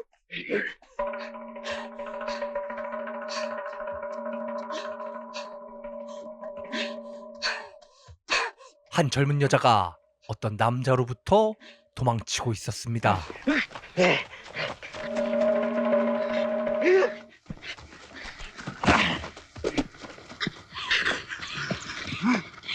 그리고 자토이치는 잠시 후 도망치던 그 여인의 목소리를 우연히 듣게 되는데 許してください。悪いことしたんです。お金盗んだんです。今は間違ってないでください。お姉ちゃんの病気治ってからにしてください。お姉ちゃんの病気治ったらどんなことになってもいいんです。お地蔵様、お願いです。お姉ちゃんの病気治ってからお姉ちゃん助けてください。 무슨 사연인지 모르겠지만 계속해서 자신의 언니를 살려달라는 여자. 잠시 후 그 여자는 한 여관으로 가서 おいねはい、おいねって名前なんです。そらおいねならいるけどね。あ、さあ、どうぞ。待ってください。お金ならあります。おそら、金さえ払ってくれりゃ、まあ、お客はお客だからね。いくらなんですか ?4 日で。ちょっと、お前さん、ちょっと、すいません、どうも。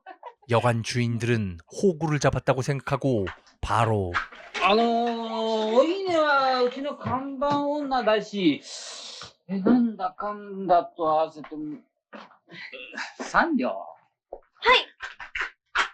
おいね、お客さんだよ。はい。すいません。今支度しますから。 오이네라고 불리는 이 여자. 그런데 이 여자는 어딘가 굉장히 많이 아파 보였습니다.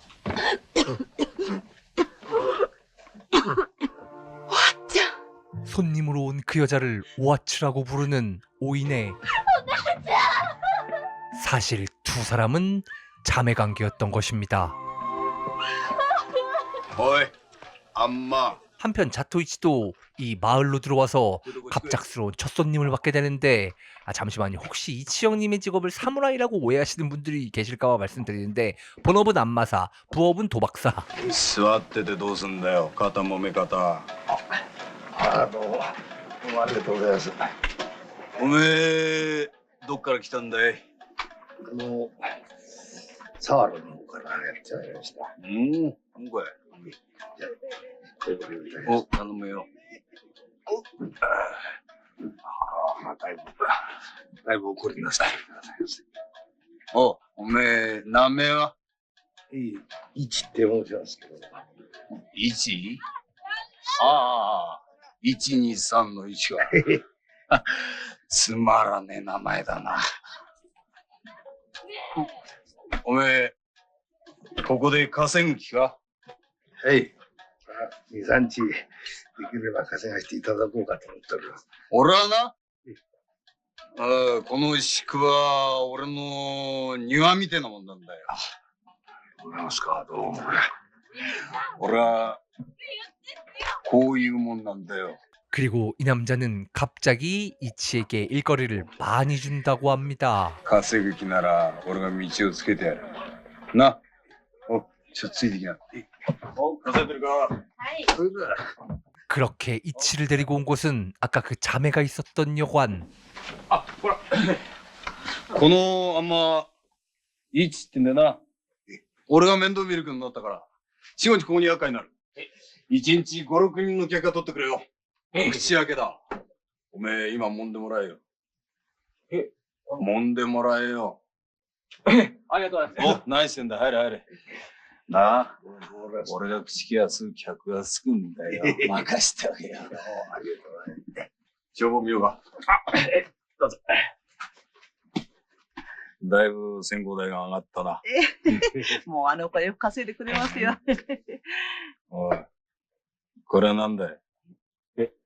おいのいつまで遊ばせてくつもりなんだい？そんなにあれか？銭が余ってんのかい？とんでもない。ダメじゃねえか、こんなこっちゃ。よし、明日から蔵替えだ。今のうちは肉がついてるが、もう半月も経ちゃ骨とかで売り物にならねえんだぜ。いや、それがね、明日蔵替えってわけにはいかねえんですよ。どうして？ね、親分さん。4日も買い切りの客がついたんですよ。そいつ合議じゃねえか。そうなんですよ。どんな客だよ？이 자식이 우리 이치형님이 안마를 하고 있는데 갑자기 어디 간 거야 이 자식이. 온? しかしまあ、本当におかしな世の中になりましたね。女が女を買い切るなんだわ。お前何言ってんだい。江戸じゃ上のあたりのエレイ坊さんが男を買うご時世だい。何しろ稼ぎになりゃそれが一番だよ。いつもそればっか話してんだよね。そうですよ。이치형님 이 대화가 마음에 안 드나 본데요. 주무르는 게 막 점점 세지죠. その女ってな、豊島か？寒い。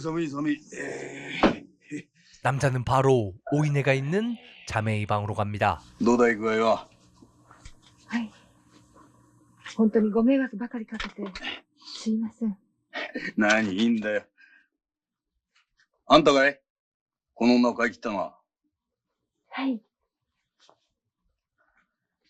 実は、妹なんです。妹？おめえがここに来た頃によく似てるじゃねえかよ。妹が姉さんを買い切って一日楽にさせてやろうって話か。俺はこういう話が好きでね、胸にジンとくら。そうだ。二人で湯治場へ行ってこないか。なあ、何年ぶりに会ったか知らねえがゆっくり話してくるといい。よし。俺は話をつけてやろう。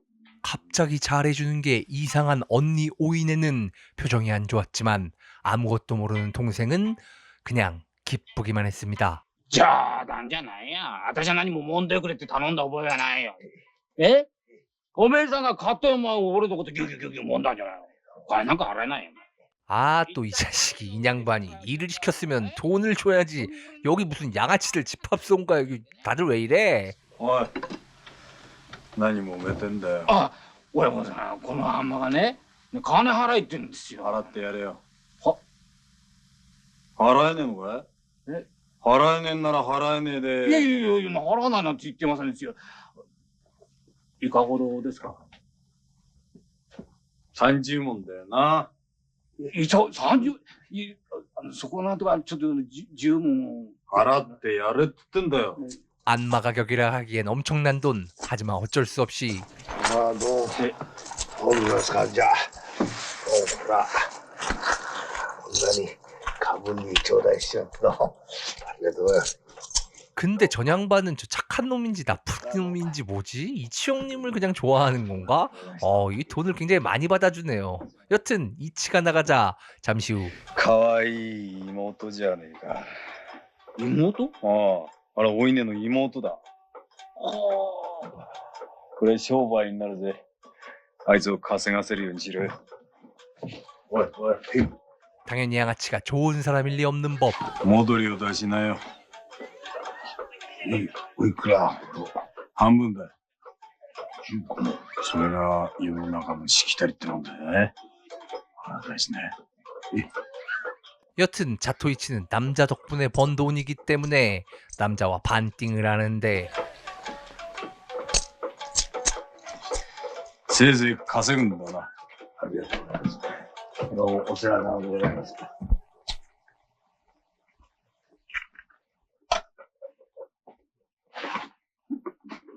お姉ちゃん、食べて。と線つけて、ぐっすり眠ってね。はい。 착한 동생은 언니에게 직접 음식까지 해줍니다. 그런데 おはっちゃん 언니는 음식이 문제가 아니라 동생에게 하나 궁금한 것이 있었습니다. 買い切りのことなんだけど、あんたどうしてこんな風に買い切れたの？私。いいのよ、気にしないで。行っちゃおうかな。でも、お父さんに口止めされてるんだ。言ってくれなきゃ、余計気になるじゃないの？本当は、お父さんも私も、こうやっていられるのは、みんなお姉ちゃんのおかげなんだからって、たった1枚残してあった山の田んぼ、お父さんが売って作ったお金なの。そんなことしたって。いいのよ。お姉ちゃんのためなんだから。그 돈은 우리 모두가 알다시피 영화 초반 훔친 돈이었습니다. 하지만 언니를 위해 거짓말을 하는 오아츠. 4日5日なら辛抱すれば辛抱できるんだもの。気持ちだけでいいのよ。1日でもいいの。一時でもいいの。お姉ちゃんが自分の体で休めたら。だから何にも心配しないで。でなかったら、お父っつぁんが山の田んぼを売ったの。何にもならなくなっちゃう。 한편 이치영님은 안마를 해주고 있는 줄 알았는. 잠깐만 저게 뭐야? 잠깐만 형님 뭐 하시는 겁니까?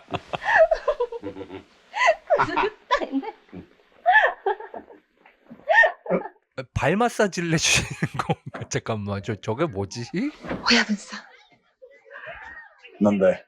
妹はまだ子供ですし、私だけでたくさんなんです。どういう言い方だよ、それ。だから妹だけは。おめえがな、初めて俺とできた時のような体になってくれりゃ、それでいいんだよ。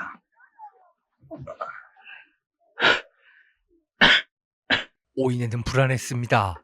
이들이 얼마나 쓰레기인 줄 잘 알고 있었기 때문에. 잠시 후 영화 초반 오아츠를 쫓아왔던 남자가 우연히 이 여관에 들어오게 되고.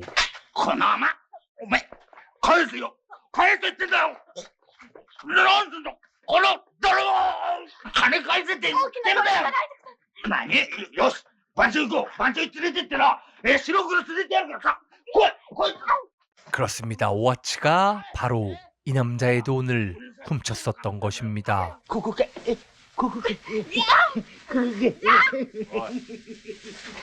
おい何してんのお前。なんだ何してんだよ。何って足の財布をこのまま盗んだもんだからそれで取り戻そうと思います。取り戻すって腹の上に乗っかって何取り戻そうってんだよ。 그런데 남자는 그때 갑자기 埼玉虫のゴンジグローだな。今日俺んとこ手配師が回ってきたんだよ。いやとんでもね足ほら満金タオリのイースキッツもんでくれるんだよ。俺が目の黒いうちはこの辺うろうろしてるとどこだってしょっぴけるんだぞ。行け。分かりました。 이렇게 오아츠를 또 한 번 도와주게 된 남자. その盗みやったっての本当かい？姉さんのためなんだな。しかしそいつはまずいな。このこと他の奴は聞いてみろよ。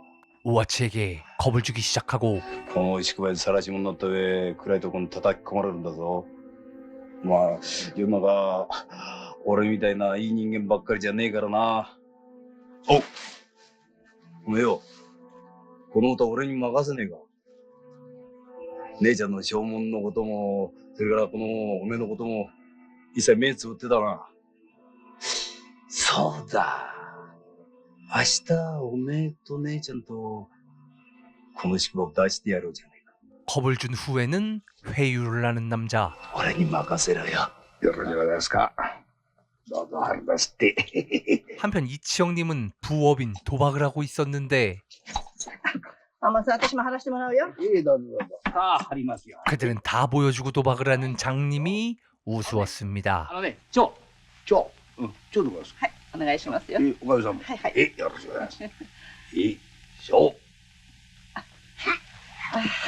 やられました。はい。すまないね。どうぞどうぞどうぞ。今度はね、私ね、あれがね全部当たるから。どうぞどうぞ。私も景気よく行きましょうか。はい。あら。 아 이거 당했죠. 근데 이치영님, 이건 거의 사기 도박 수준 아닙니까? 이제는 아예 안 보여주실 거잖아요. さあ、どうだったかい。いや、タバコの火つけて。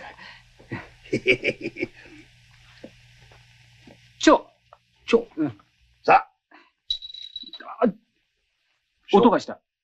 音。音が、どちらです？蝶でございますね。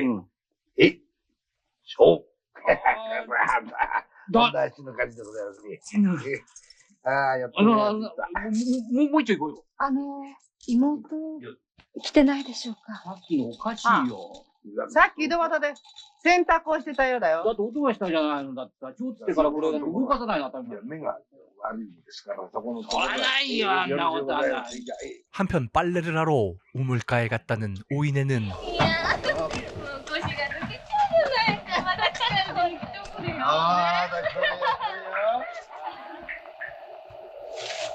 사실 빨래를 하러 간 것이 아니었습니다. 우물 안으로 몸을 더 주려는 바로 그 순간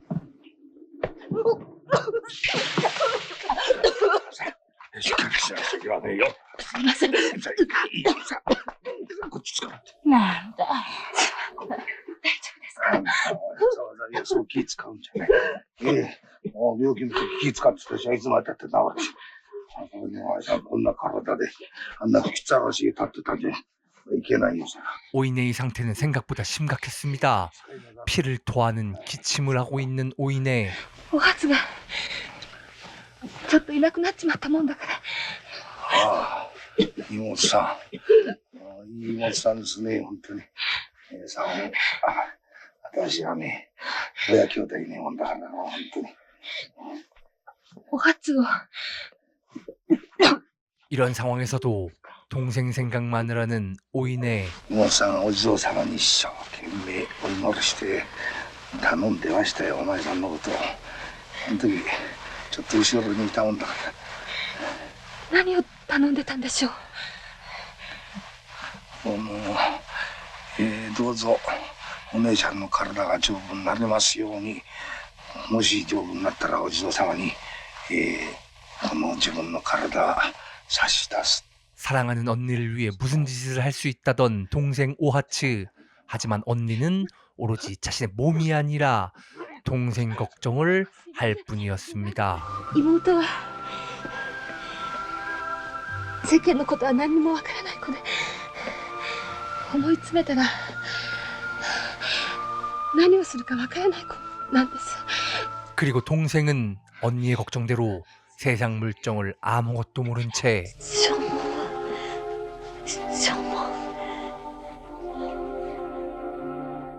分かってるよ。まだ枯れてない。何がです？下におみな石が咲いてるんです。おみな石。女郎の花って書くんですって。日陰の目立たないところに咲いて、誰も知らないうちに枯れちまうんですって。初めてここで働くようになった時、おはるさんって姉さんが教えてくれたんです。その人は今、あの井戸に身を投げて死にました。ちょうどあの花が枯れる頃、お初さえ幸せになってくれれば、私の夢も一緒にくっついて幸せになれるんですから。 자매의 이야기를, 자매의 마음을 모두 들은 자토이치는 무슨 생각을 하고 있을까? 우린 모두 알고 있습니다. すいません。少し寝なくちゃいけませんよ。すいません。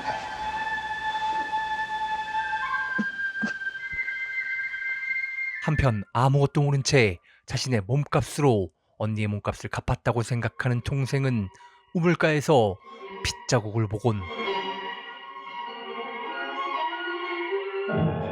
お姉ちゃん、が寝たとこなんだから。お前さん、どっか行くんだったらちゃんとお兄ちゃんに行ってかなくちゃいけないよ。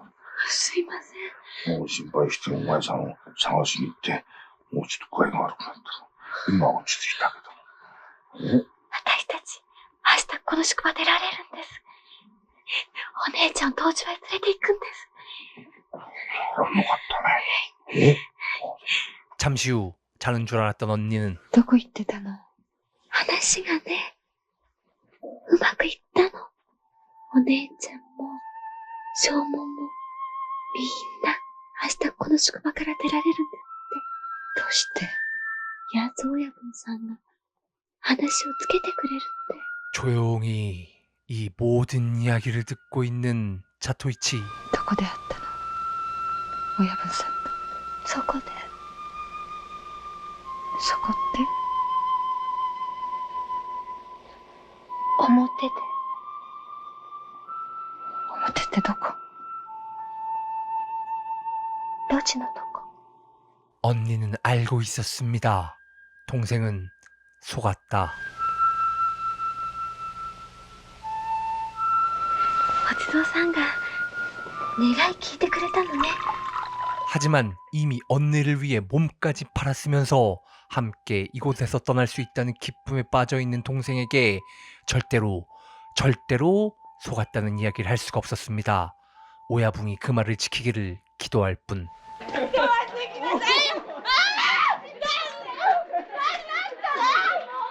東兵衛さんに話したんだよ。姉さんの証文やなんかのことをな。ありがとうございます。ありがとうございます。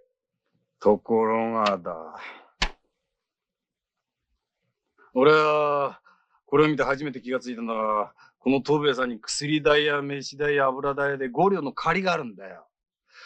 俺はそれを聞いて弱っちまったよ。どうしたらいいもんかな。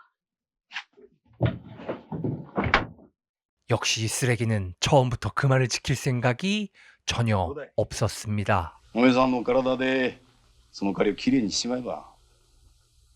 なにお前さん若くてまだ丈夫なんだ。1年もありゃきれいにできる。そうした後で兄弟親子揃って仲良く暮らせばいいじゃねえか。どうしたんだよ。何もかも俺に任せるって言ったじゃねえか。そうしねえとおめえ、なんだおめえのかっぱらいのことがもてさ。おかみさん、親分さんに。これは貸本。番所へ言ったら、こっちへ来てるって言うんだから。ああ、そいつはどうも。さあ、お上がりになって。さあ。で、今度はまた、ちょいと人を探してるんだ。ああ、そりゃ。さあ、どうぞ。この土地に合わねえ子がいるな。お面止まったんならお膳立てしましょうか。おめえと兄弟になるじゃねえだろうな。いいえ、とんでもありませんや。よかったよな。さっきの話な。あれ、1年も働かなくて済みそうなんだよ。今来たなんだ、貸元がな。おめえのことを見初めて、今夜何もかも払ってやろう。そうおっしゃってるんだよ。旦那、お待たせいたしました。どうぞごゆっくり。それじゃ、いいね。 좋아서가 아니라 어쩔 수 없이 이곳에 온 오하츠. 그런데 오야붕은 엄청난 돈을 건넵니다. ありがとうございます。梶本、お済みで。向こうに支度してございますから、一杯どうぞ。さっきの全員だしな。どうかしましたか？俺がさっきそこにゴールを置いてたんだ。そいつをこれが懐へ入れたんだよ。懐へ入れた？おい、나세요. 그 몸값은 여자의 돈이 아니라 포주의 돈이었습니다. てめえ、生まれつきの適性悪だな。そこ動くんじゃねえぞ。振ってよ。 오하츠는 완전히 지쳐버렸습니다. 대체 왜 이렇게 된 걸까? 자신은 언니를 위해 약속을 받고 최선을 다한 것뿐인데 왜 이렇게 된 것일까? 자토이치는 이렇게 말해줍니다. 世の中なんてな、こうしたもんだよ。だからといって何もかも真っ暗闇になったわけじゃねえ。お前さんにはお地蔵様がついてるんだ。こういう思いを元手にして強くならなくちゃいけねえぜ。 세상에나마 선인보다 악인이 악마가 더 많을지도 모르겠습니다. 약자는 강해져야 한다. 一あんまでかええひげの生えたあれですが。ザトイシってんだぜ。するって俺が面倒見たらあれかな。おめえが面倒見てる？ええ、ここで稼がせてるんですよ。まあいいから連れてきね。つまらねえあんまですよ。どんな野郎だ？頭ばっかりペコペコペコペコ下げて、あの野郎がザトウイチかな。親分さん。お、入れ入れ。こちらはな、俺の大事な客なんだ。しっかり揉んでくれ。お呼びくださいましてどうもありがとうございます。捕まらさせていただきます。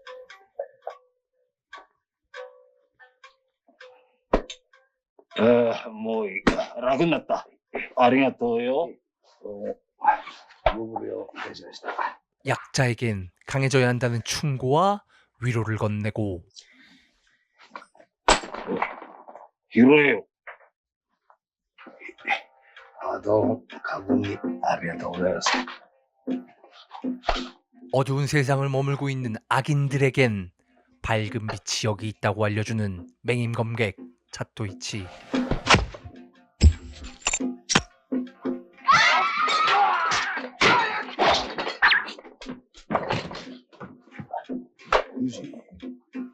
どこのどなたか知りませんが、こっちはしがねえ目なし鳥。仕掛けられりゃ逃げるわけにはいきませんよ。かまれ手袋いやろ。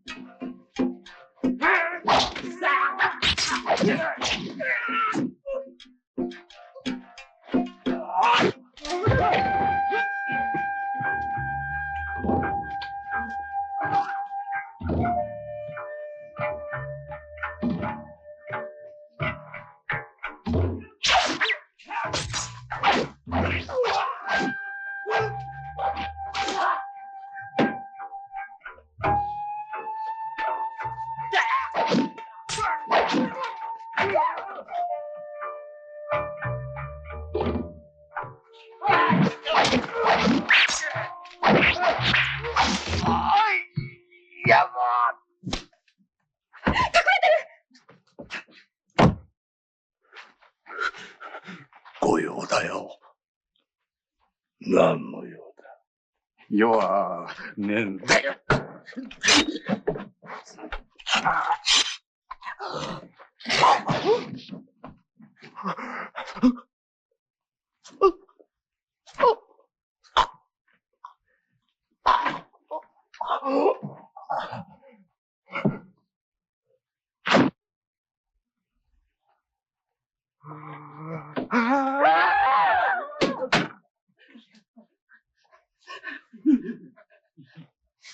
お稲さんの将軍だ。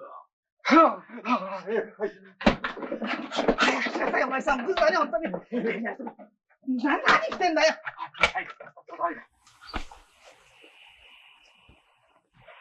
지금까지 와 이번 편은 솔직히 너무 재밌었습니다. 거기에 자토이치의 매력들이 먹방 빼고는 전부 다 나와서 더 좋았던 것 같습니다. 근데 진짜 신기한 게 어떻게 이렇게 매회 영화마다 새로운 메시지를 담은 채로 이야기까지 이렇게 재미있게 끌고 나갈 수 있는지 저는 이게 너무 신기합니다.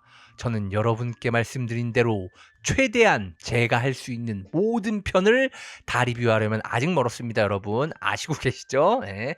바로바로 전부 리뷰해드리기 위해 오늘도 노력하는 영화중독이었습니다. 끝까지 갑니다.